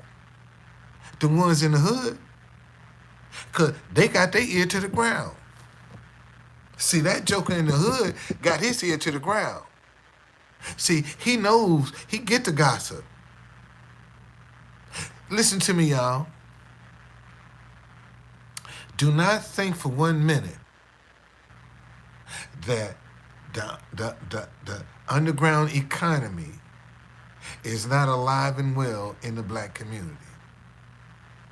Listen to what I just said.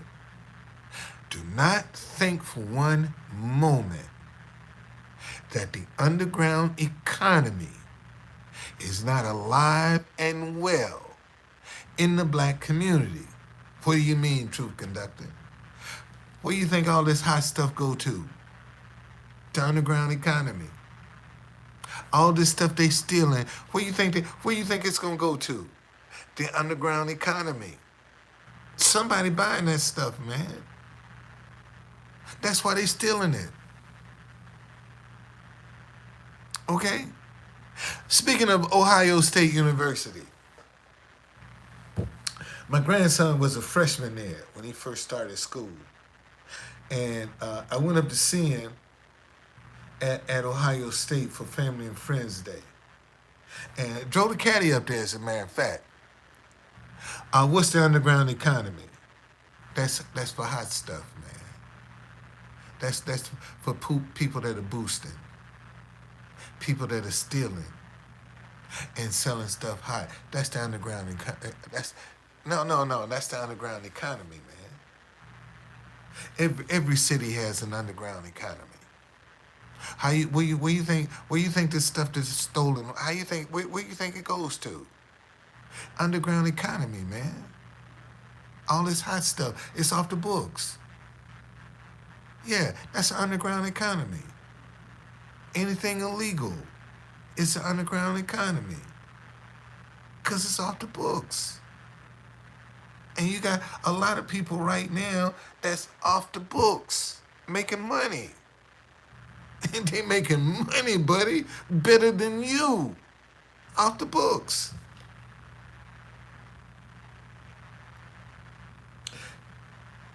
Do I? I said every place has. Whether I support it or not, buddy, you ain't gonna stop that.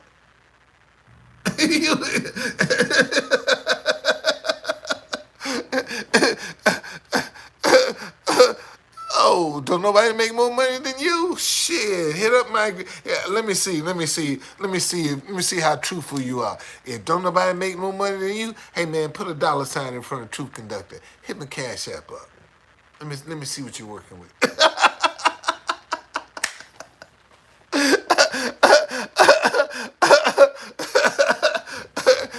Yeah.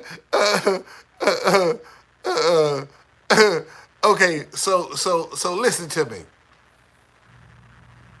So anyway, man, I get up to Ohio State, and my grandson said, Granddaddy, man, I saw a sign that reminded me of you. And I looked at the boy. I said, boy, you smoking reefer already. You talking about you saw a sign remind? I said, you smoking reefer already? You just got up here. He said, quit playing, Granddaddy, and come over here and see this sign. We walk over to the sign and start reading it. It was dedicated to the Underground Railroad in 2006 on the campus of The Ohio State University. And as we read the marker, it says this is marker 4 of 5. And he said, Granddaddy, there are 5 markers dedicated to the Underground Railroad. Man, let me see. I'm going to see if I can show y'all, if I can pull up my pictures now, because I do have them. I have photos. One is, oh, we found them too. We found every one of them. Sure did. One is by, over by the river.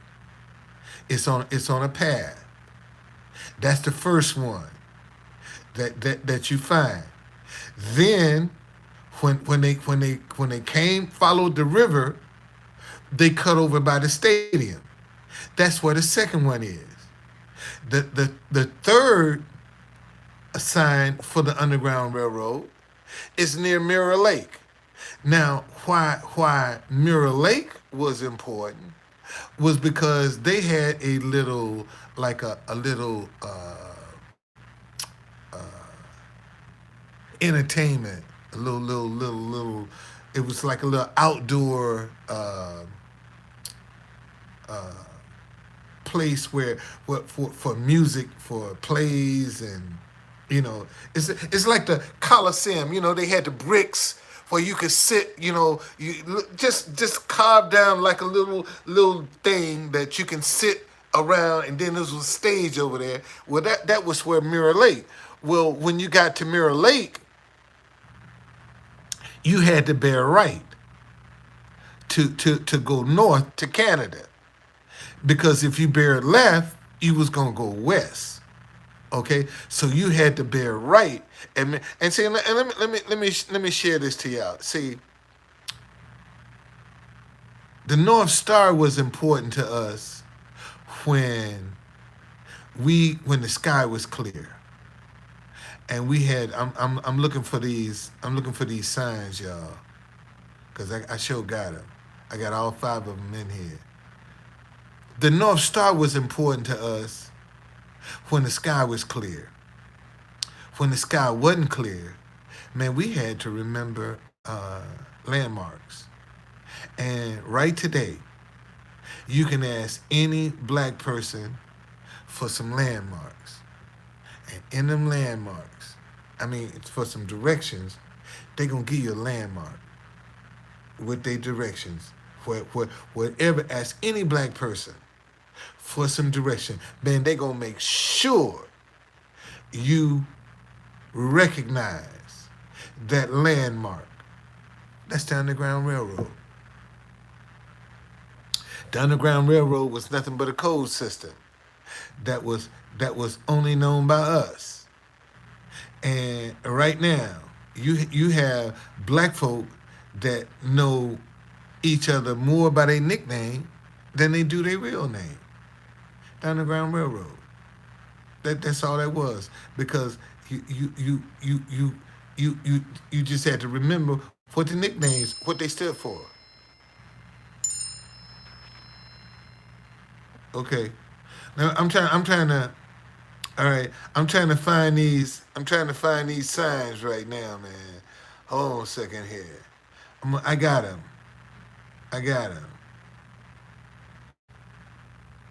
I got these signs. I know I got them in here. I got all 5 of them too. I want to show y'all. I want to show y'all. I'm close to them too. I want to show y'all. I'm close to them jokers. Where y'all at?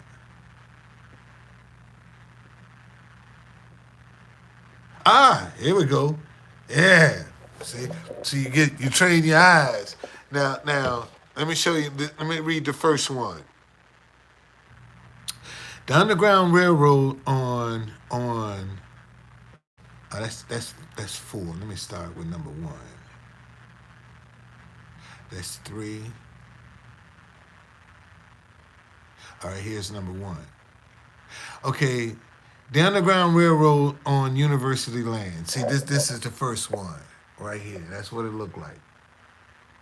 That's the first marker, dedicated, presented by Ohio State Incorporated, 2005.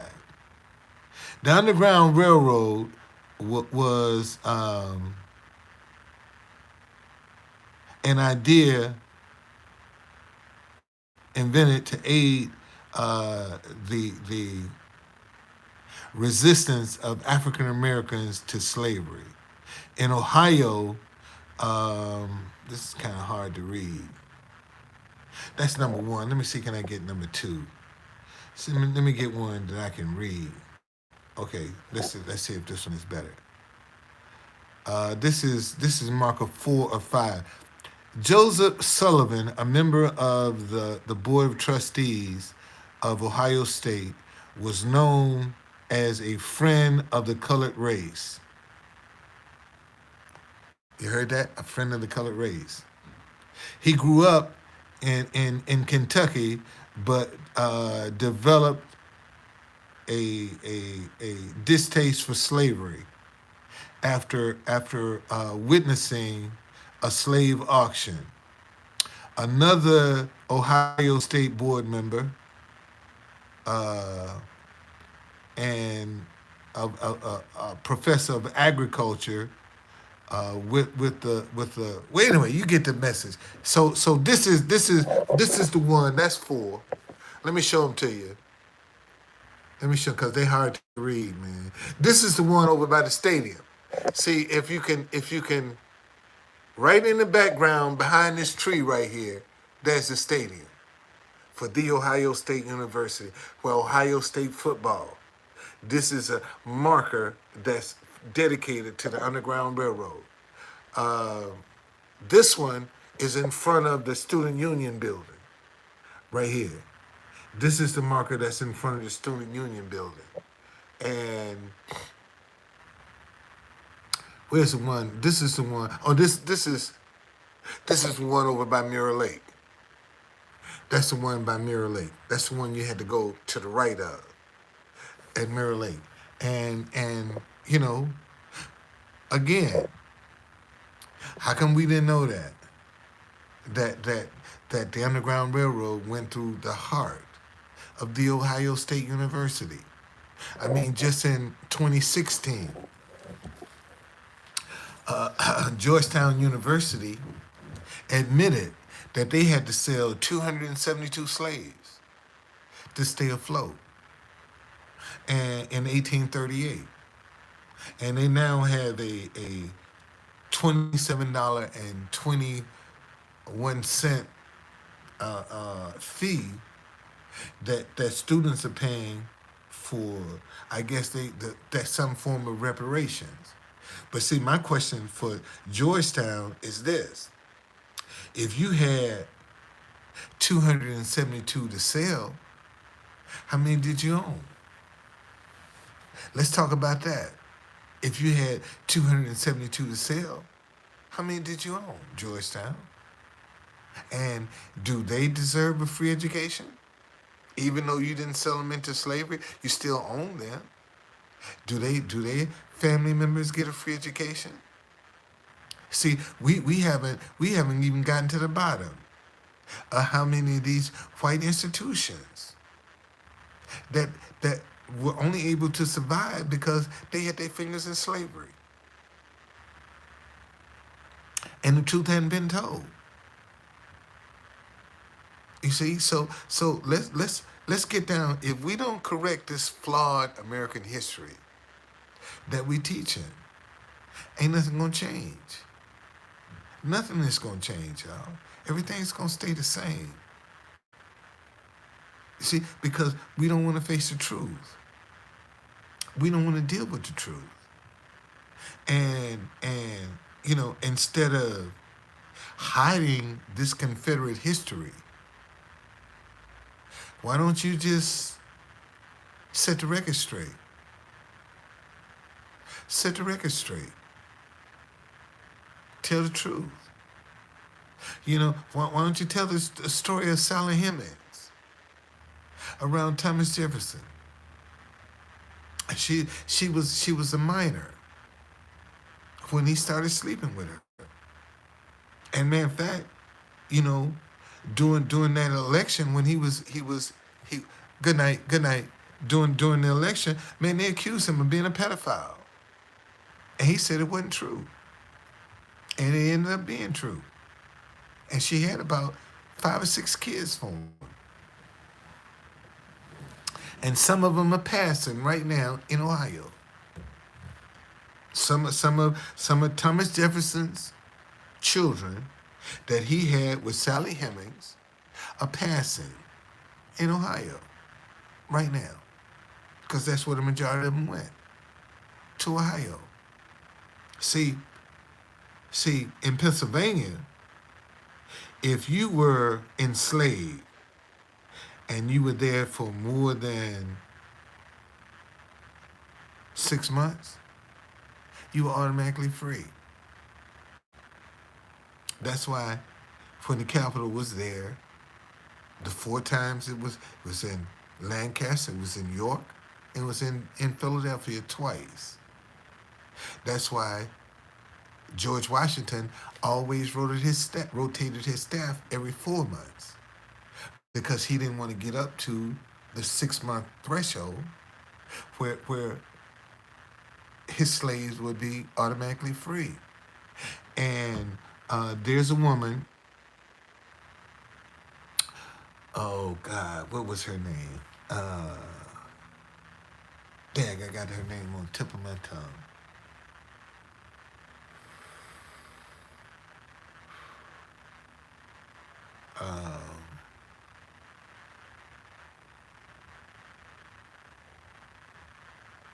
She was Martha Washington's right hand, man. And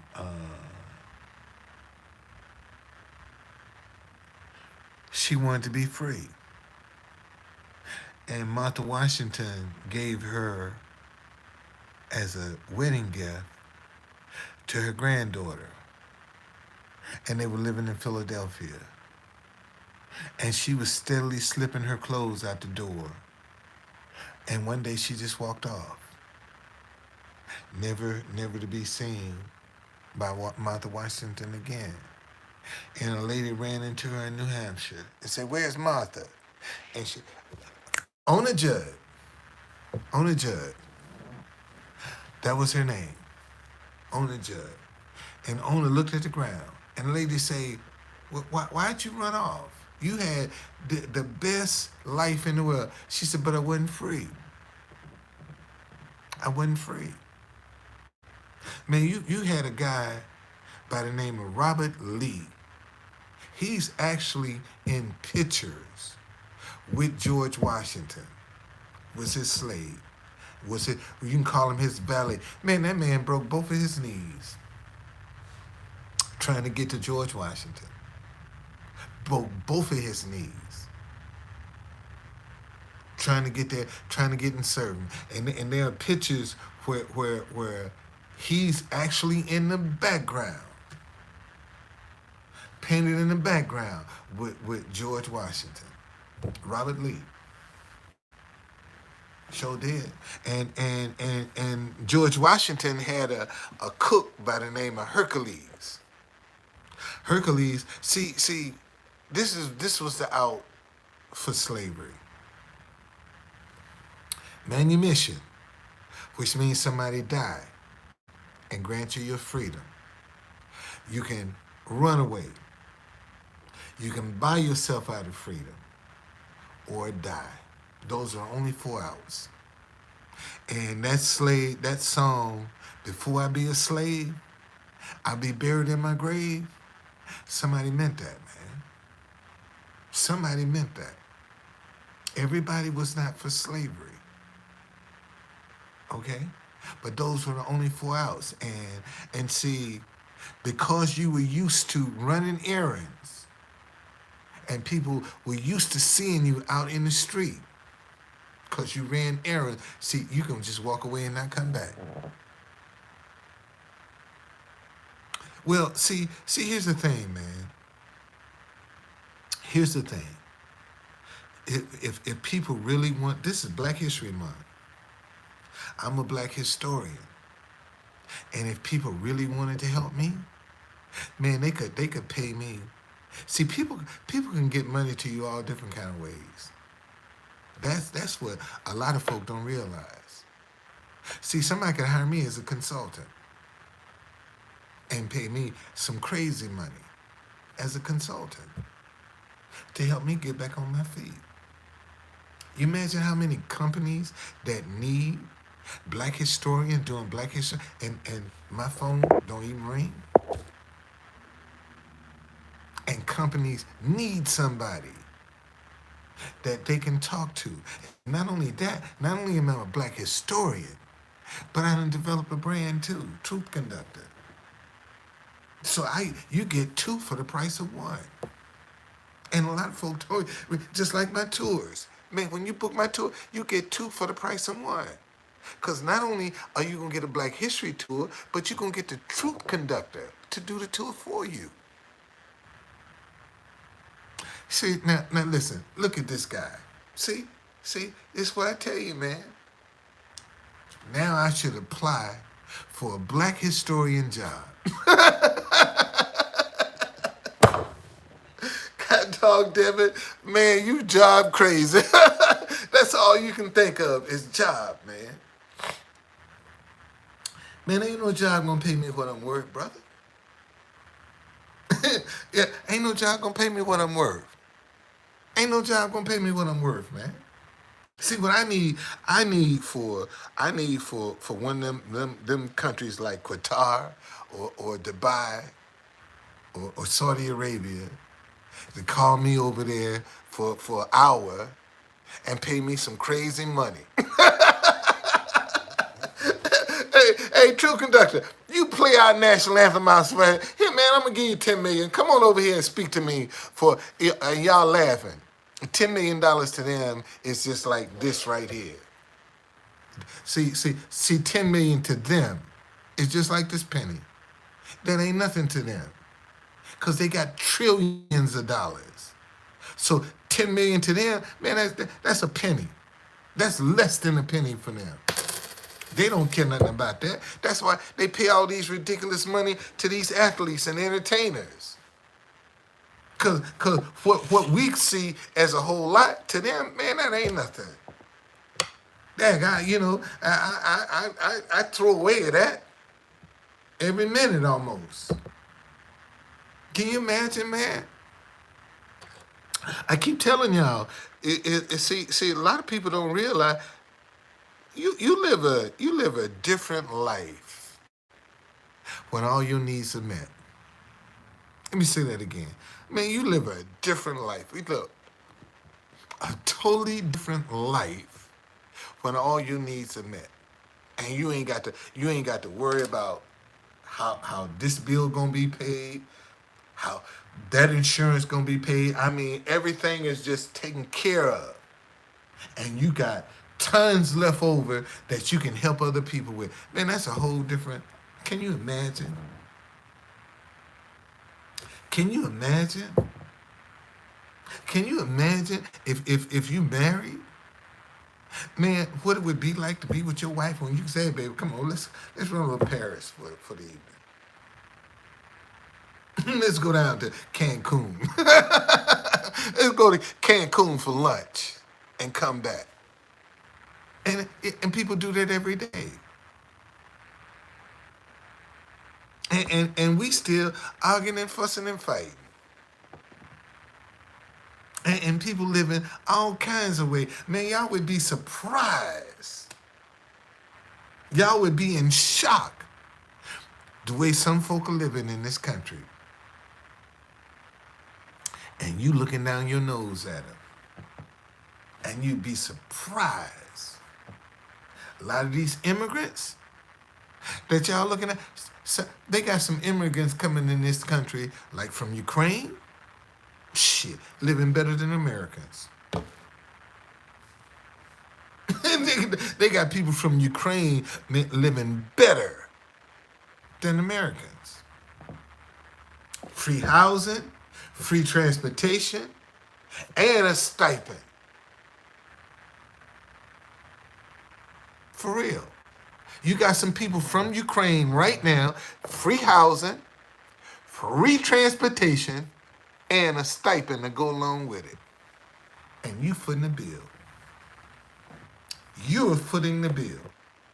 But you don't believe that. And it's happening right now. We got people that's coming into this country living better than Americans, man. Living better than Americans. That's why they can look down their nose at you. That's why they don't respect you. Because they come over here, they live better than you. They don't care nothing about you, and you footing the bill. And they'll treat you like shit. Look down on you. And you footing the bill. But you don't see that. See, what time is it? 10 o'clock. I've been on here, an hour and 20 minutes. Okay, so that's good. 2 hours. I've been on here 2 hours already. Don't seem like it, do it. Man, time goes by when you're having fun. Y'all, something getting ready to break open. I don't know what it is. I don't know when it's coming. And I don't know what direction it's coming from. But I can tell you that a lot of things people been getting away with, it's getting ready to come to a screeching halt, man. You know, the universe is going to have to right itself. It's going to have to. Because right now, it's wrong. It's going to have to right itself. And when it does, where you going to be? Are you going to be straddle the fence? Or you going to have your foot in one side or the other? And see, you'd be better off if you had your foot in one side or the other than straddle the fence. And see, and this is, one of the reasons we got the problems that we have in the world, because we have too many people that are straddle the fence. They don't know which way to go. They don't know what to do. And it's hurting all of us. Okay? We all are affected.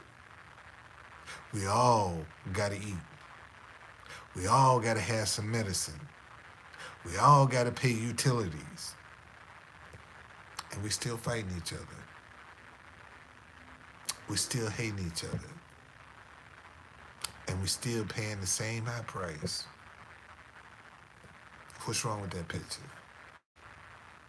Think about it, man. We fighting like cats and dogs and still getting screwed. And we can't even come together to stop from us getting screwed. We can't even help ourselves because we have so much dislike for each other. And not only that, man, we're electing people that are just doing the same thing, showing us that they can't work together. All right? So let me see y'all. I see y'all, man. I see y'all in the morning. Thanks, man. I appreciate this very much. Thank you for listening. Thank you for putting up with a brother. Because sometimes, I know I can be tough. I know I ain't for everybody. I know that. I'm not for everybody. Never have been. That's why I be trying to tell, man, listen. Let me tell y'all now. Any success I get, treat me the same way you did when I was broke. Don't come up at me, all these, I ain't no big booty man. Okay, so let me just tell you now, you got a big butt? Don't come trying to show me, because I ain't no big booty man. I don't need that shit. You see? Because you wasn't flashing, you wasn't trying to get my attention when I was broke. You ain't trying to get my attention when I'm in the hotel living. And now that I got some money, all of a sudden, true conductor, how you doing? You wasn't that when I was broke. You wasn't no, what do they call them? What do they call these? What are they, groupie? You wasn't no groupie when I was broke. So why waste your time being a groupie when I get some money with your fake ass? Cause I know you fake. And now that I got some money, and you gonna all of a sudden, I'm your number one fan, man. Get the fuck up out of here. You just trying to hang around to get what you can get. That's all you doing. And see, this is what I be trying to tell people. Folks sit back and watch you go through some stuff and won't throw you one lifeline. But the minute you figure it a way, you get out, then everybody gonna be proud of you. See, everybody gonna want to be around, and a lot of y'all fall for that flim-flam. Because now that you done made it, people want to acknowledge you. But they wouldn't acknowledge you when you were struggling. They wouldn't acknowledge you when you was going through some stuff. Wouldn't even help you but now that you done made it, you my biggest fan, man, get up out of here. Get away. You the one I don't want around me, period. Okay? You the one I don't want. No, don't even come around. And especially that one, well, all you had to do was ask. Well, I got to ask. If you want me to have something, you're going to give it to me. I shouldn't have to ask you for it. And this is the problem. Most people want to sit back and see, because when you ask, they can always hold that over your head. They can't hold it over your head when they give it to you. See, when they freely give it to you from their heart, they can't hold that over your head. But you ask them for something. Oh, see, there you go. You always want something. See, remember when you needed something, and you came and you asked me, wasn't I there for you? See, that's a person that manipulates. You had a motive then when you did what you did. And see, and you got to realize, man, everybody that's out to help you ain't helping you because they want to help you to see you succeed. They want to help you because they want to hold you hostage. They going to hold that over your head. They going to throw that back in your face. Thank you, Rob.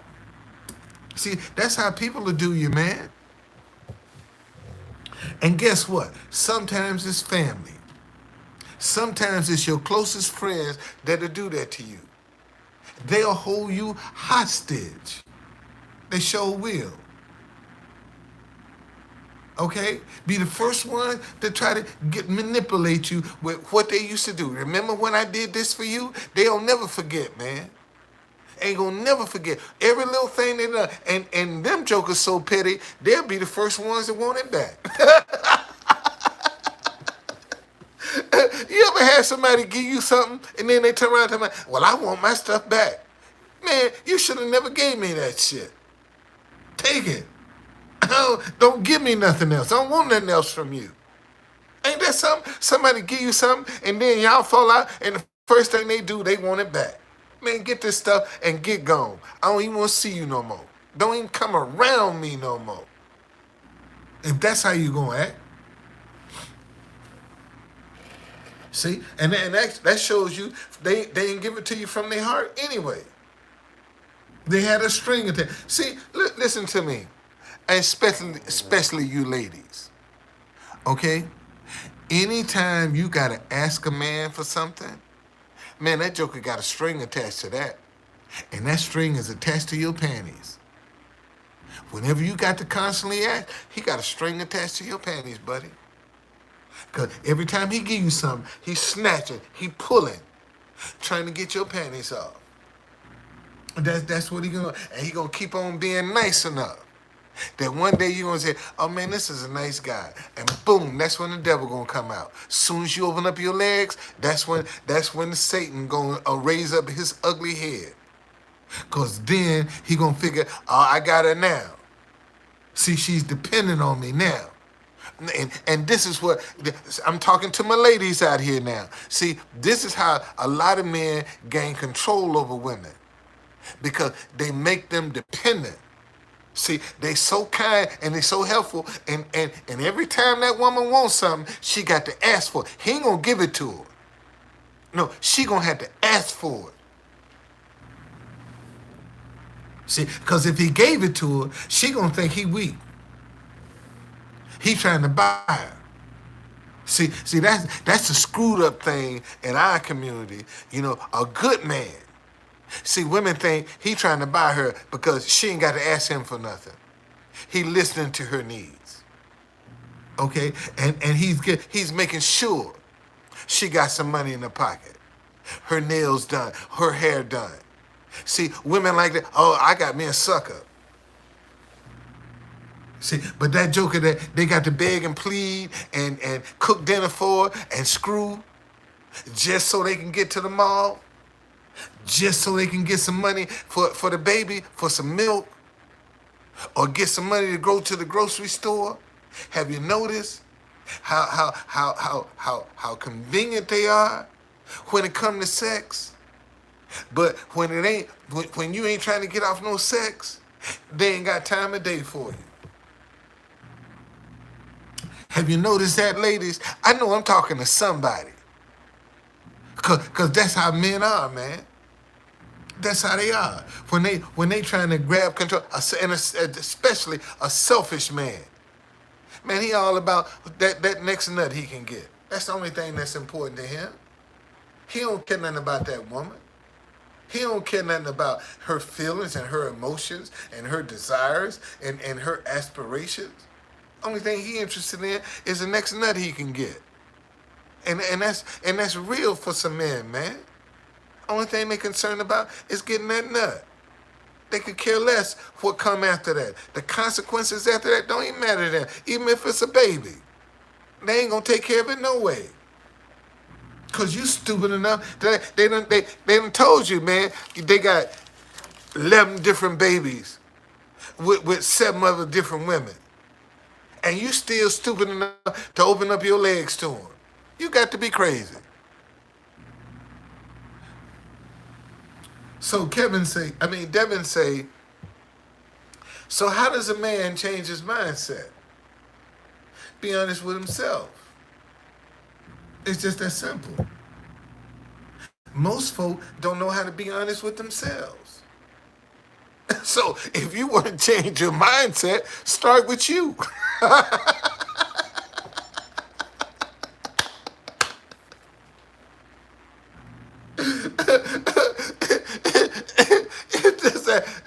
mean, that's where it starts, man. With you. Start with you. See, everybody looking for somebody else to change. And they want to stay the same. If you want to change, start with you. That's where the change starts. And when you're going to start with you, man, you're going to be honest with yourself. And sometimes that ain't pretty. Sometimes that ain't comfortable, man. Sometimes that can be ugly. When you're honest with yourself. See? And that's what a lot of people need to start being more honest with themselves. And that way they don't have to pretend. I told y'all, man, you got these women, fake hair, fake eyes, fake eyelids, fake nails, fake butt. What else? And they looking for a real man. Everything about them is fake. And they'll tell you they looking for a real man. How is that possible? When everything about you is fake. And you out here looking for a real man. That shows you right there something is wrong with your mindset. You know?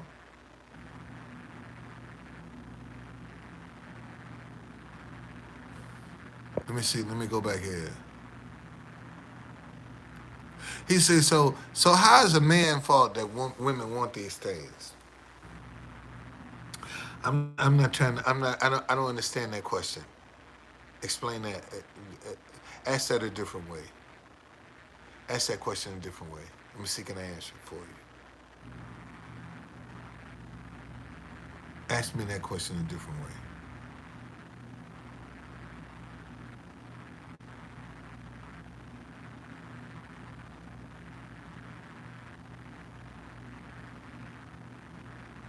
Y'all, you just have to see. Women want all these fake things, so how does a man find something genuine?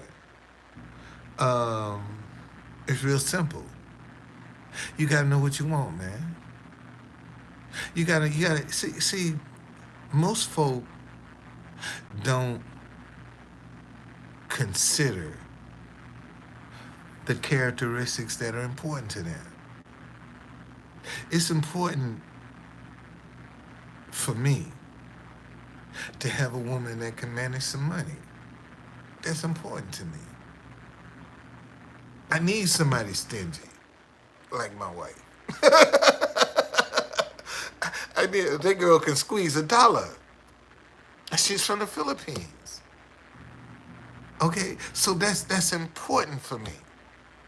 That's like top line, man. You know, her being able to manage some money. That's top of the line for me. Okay? And for some people, you know, it's a pretty face. For some people, it's a big butt, it's a fine body.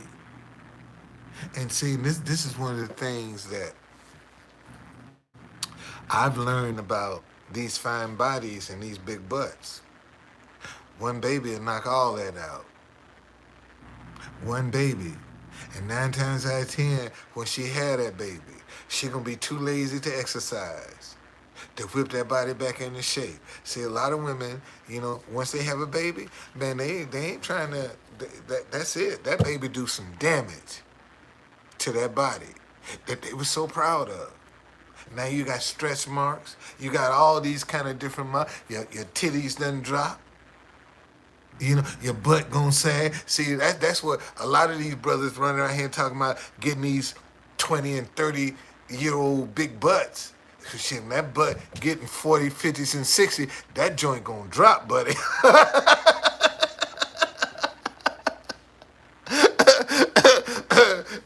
You stick with that butt long enough, yeah, that butt gonna drop, buddy. Yes, indeed. You know, see, age is gonna kick in. That's what a lot of people, you know, that's why I tell them, hey man, when they're young, enjoy it. Cause when gravity takes on, When old age set in, it's gonna be a whole different story. And they gonna go whoop. They might be up here in your 20s and 30s, boy, but when you cross 40, them joints gonna start sagging, Jim. They gonna start coming down. Yes, sir, buddy. Gravity gonna get them.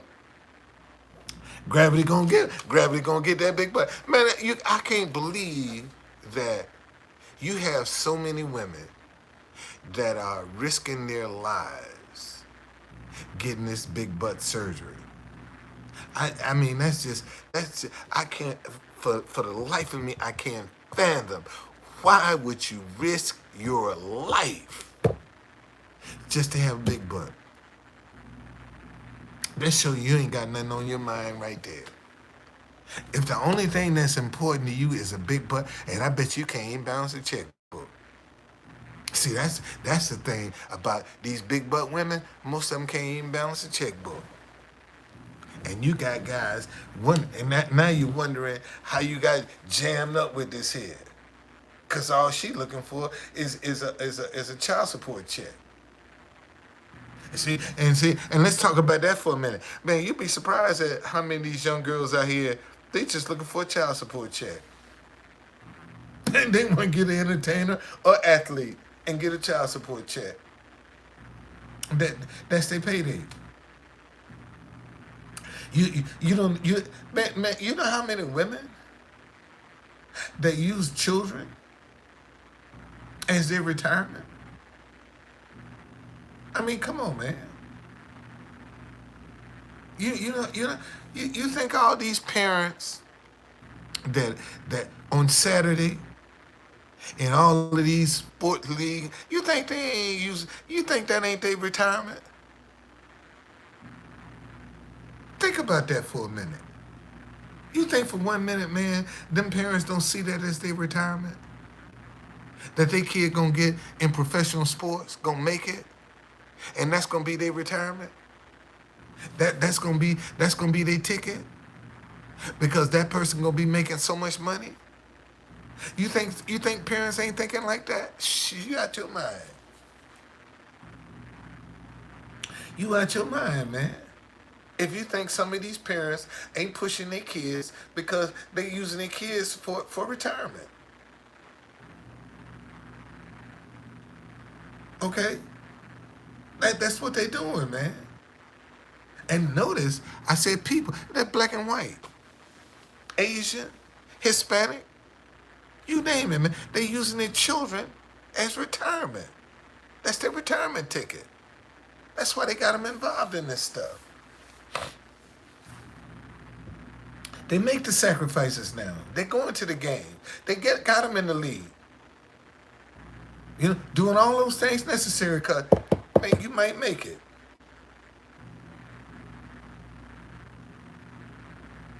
And that's just reality. That's how people are. But we act like that ain't possible. And it is. All right? Man, open up your eyes, y'all. Take a look. What's going on, Jamie? Take a look.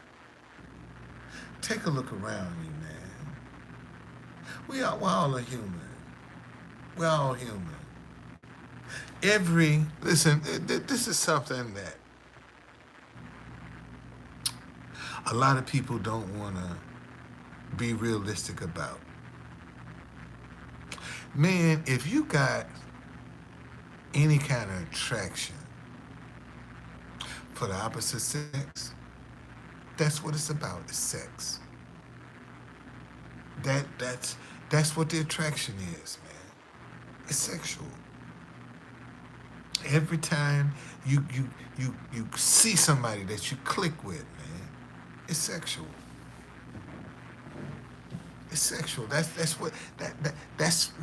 what starts. That's the curiosity. That's sex. that's the curiosity. That's what get a lot of people in trouble. That's sex. Because they get curious. and they can't control their curiosity. And you want to talk about something that can mess you up real quick, real bad? Have sex with the wrong person and see how your life will get turned upside down. From an STD till you can be labeled as a sexual predator. Can you imagine, man? Somebody labeling you as a sexual predator, a child molester. You got that. You got to live with that for the rest of your life. You got that hanging over your head. You talk about a rough life, man. Shit, when you got to live with that reputation for the rest of your life. And sometimes, man, some people are framed. It happens. Can you imagine be framed and have to live with that? Can you imagine, man, somebody actually, mistreating you, abuse you, and you got to live with that? Nobody will listen to you. Nobody will believe you. Can you imagine what that's like? And you telling the truth. And nobody want to hear that. Nobody will believe you. And you're telling the truth. That's a tough pill to swallow, man.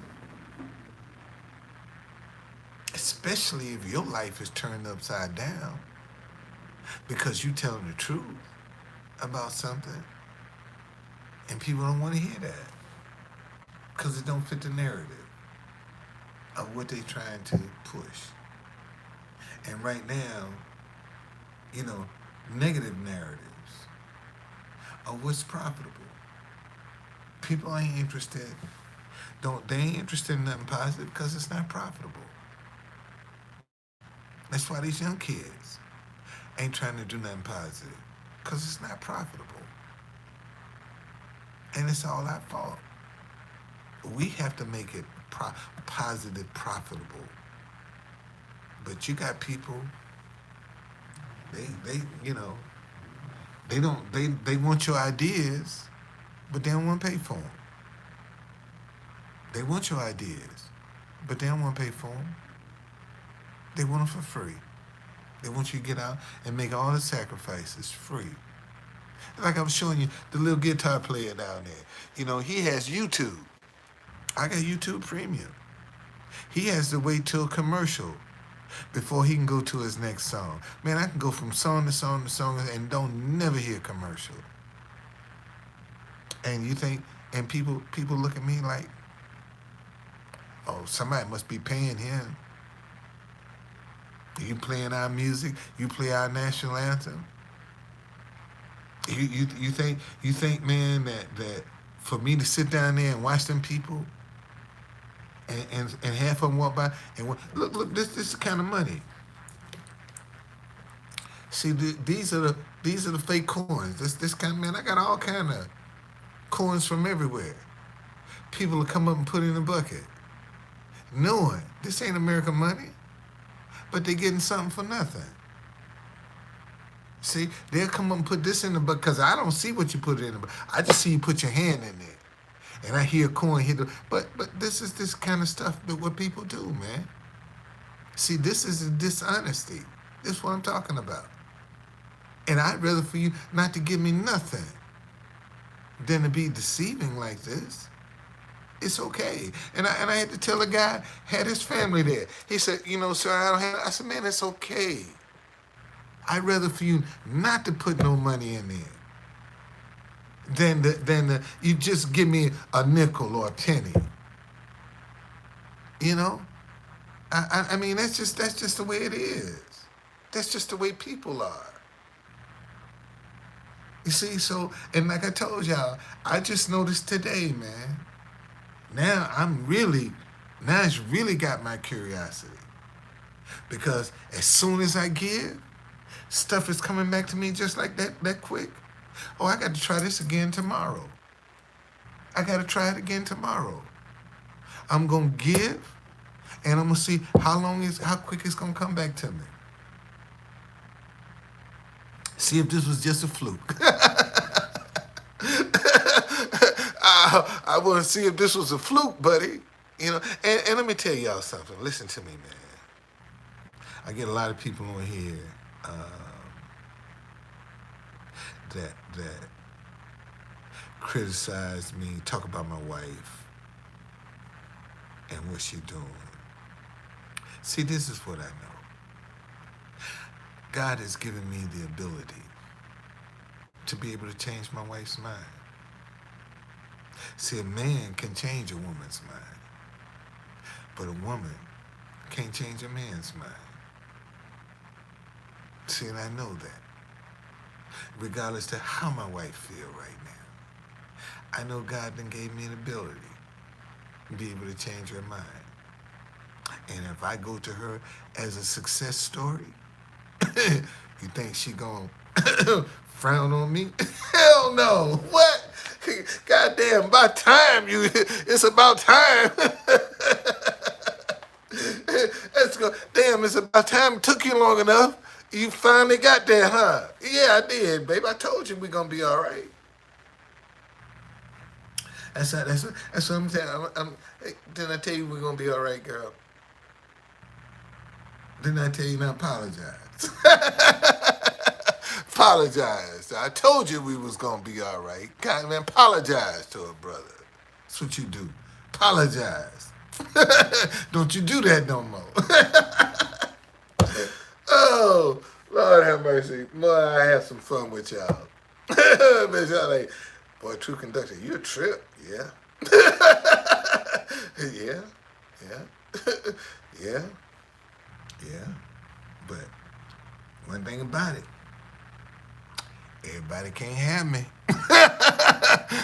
That's the one thing about True Conductor, but I don't believe in sowing my wild oats like that. I ain't never been that crazy. See, and that's pretty face don't move me. Fine body don't move me. And I keep telling people, and they be, man, I done had all that shit. I done had it. So, you know, it ain't like I'm getting something I ain't never had before. And usually, the pretty face and the fine body are the ones that's got the most issues, the most drama. You know, them cute folk, be it man or woman, man, they got more shit with them than you can shake a stick at. That's the truth, man. They got more crap with them than you can shake a stick at. So I don't even worry about that stuff no more, man. That don't move me. You know, I'm particular, and I got my preferences. I got my preferences. I do. And I'm not sitting here telling you that can't no woman tempt me. I'm not saying that. And there are some that can tempt me. One, you know, if she called True Conductor, shoot, what you want? When you need me to be there? I'm telling you. There's one. If she called and say, when you need me to be there? Because she can afford my lifestyle.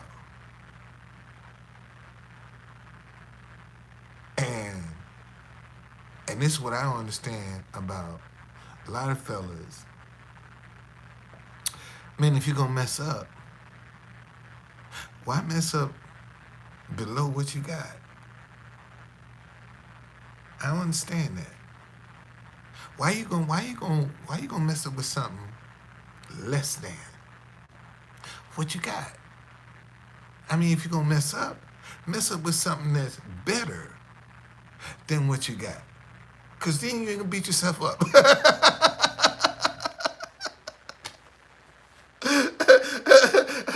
But when you get another albatross around your neck, you be like, man, this is what I missed. Damn, this is what I fell for. And see, and you got so many people pretending. That's how they get caught, man. They pretending. Because they can't recognize a pretender. Because they too busy pretending. And that's the problem. Most folk get screwed because, they trying to cross all the T's and dot all the I's. And somebody slip a U in on it. And they miss the U. And get caught. And that's what happens. All you got to do is pay attention to people, man. Listen to them. You see where they're coming from. It's just that easy. All right? Man, thank you. I enjoy this, man. And I enjoy trying to just share some of the stuff I done seen in my 70 years, man. I just try to share because I made some mistakes. I told you, my kids don't know their mama. My kids this year will be 40. My daughter just turned 40. My son gonna be 39. They were 2 and 3 the last time they saw their mama. And she ain't no stranger in my house. I got the utmost respect for her because she got out and she stayed out. I don't know nothing about baby mama drama. That's the one thing I can say about my kid's mama. Man, the girl got out and she stayed out. You see, she wasn't back and forth with no confusion. And to this day, I couldn't tell you if she did or lied, because I don't know. I really, truly do not know.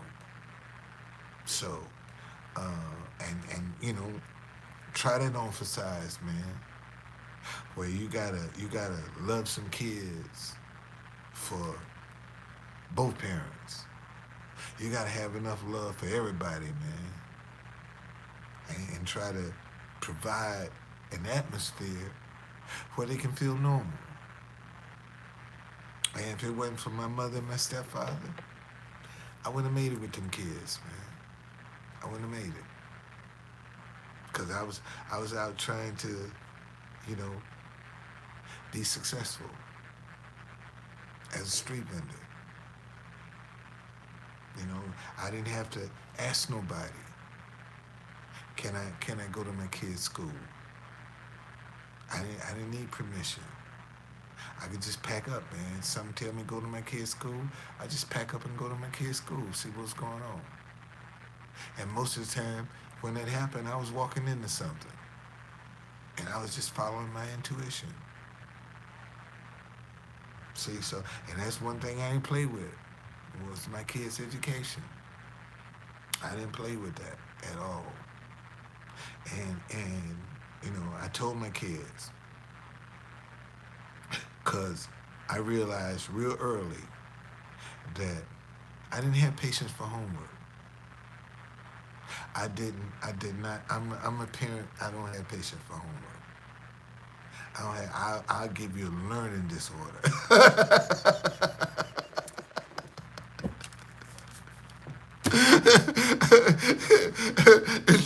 It's showing as my nerves are, buddy. I'm gonna give you a learning disorder. So, man, I would walk the halls, tell my kids every day, but tell me what you need. Just tell me what you need. I'll find it for you. And I would find people, man, help my children, tutor my children. Because I know if I can find somebody that can tutor them, they got the patience. And they gonna get something. And that's how I beat that. I ain't worried about no homework. I wasn't doing no homework. I'm gonna find somebody to do that for me. I can't do that. So the best thing for me to do, man, walk them halls. That's why I stayed in my kids' school. Because I ain't had no patience for homework. So I had to compensate. I had to know people. and they see me walk in the hall, they tell me things. See, I get information other parents didn't get because they see me walk in the halls. See, and sometimes, I mean, seriously, man. Sometimes my kids will be in the room cutting up. And I'm standing right there in the door looking at them. I'm standing right there looking at them. They be cutting up. And I be standing right there. Oh, this what you're doing. Okay. I see. See, because as parents, man, I'm going to tell you this and I'm going to go. See, we're judged as parents, not how our kids act when they're with us. We're judged as parents, how our kids act when they ain't with us. See, that's when your parenting skills come full center, buddy. How your kids gonna act when you ain't nowhere around. And you got some kids that go buck wild crazy when their parents ain't around. That's for real. Y'all know something. Matter of fact, y'all might have some.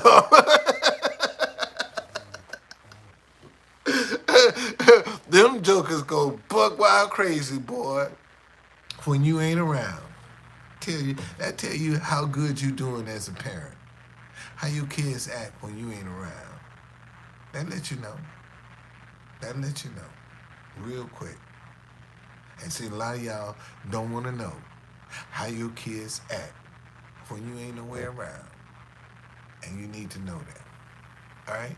Enough of that.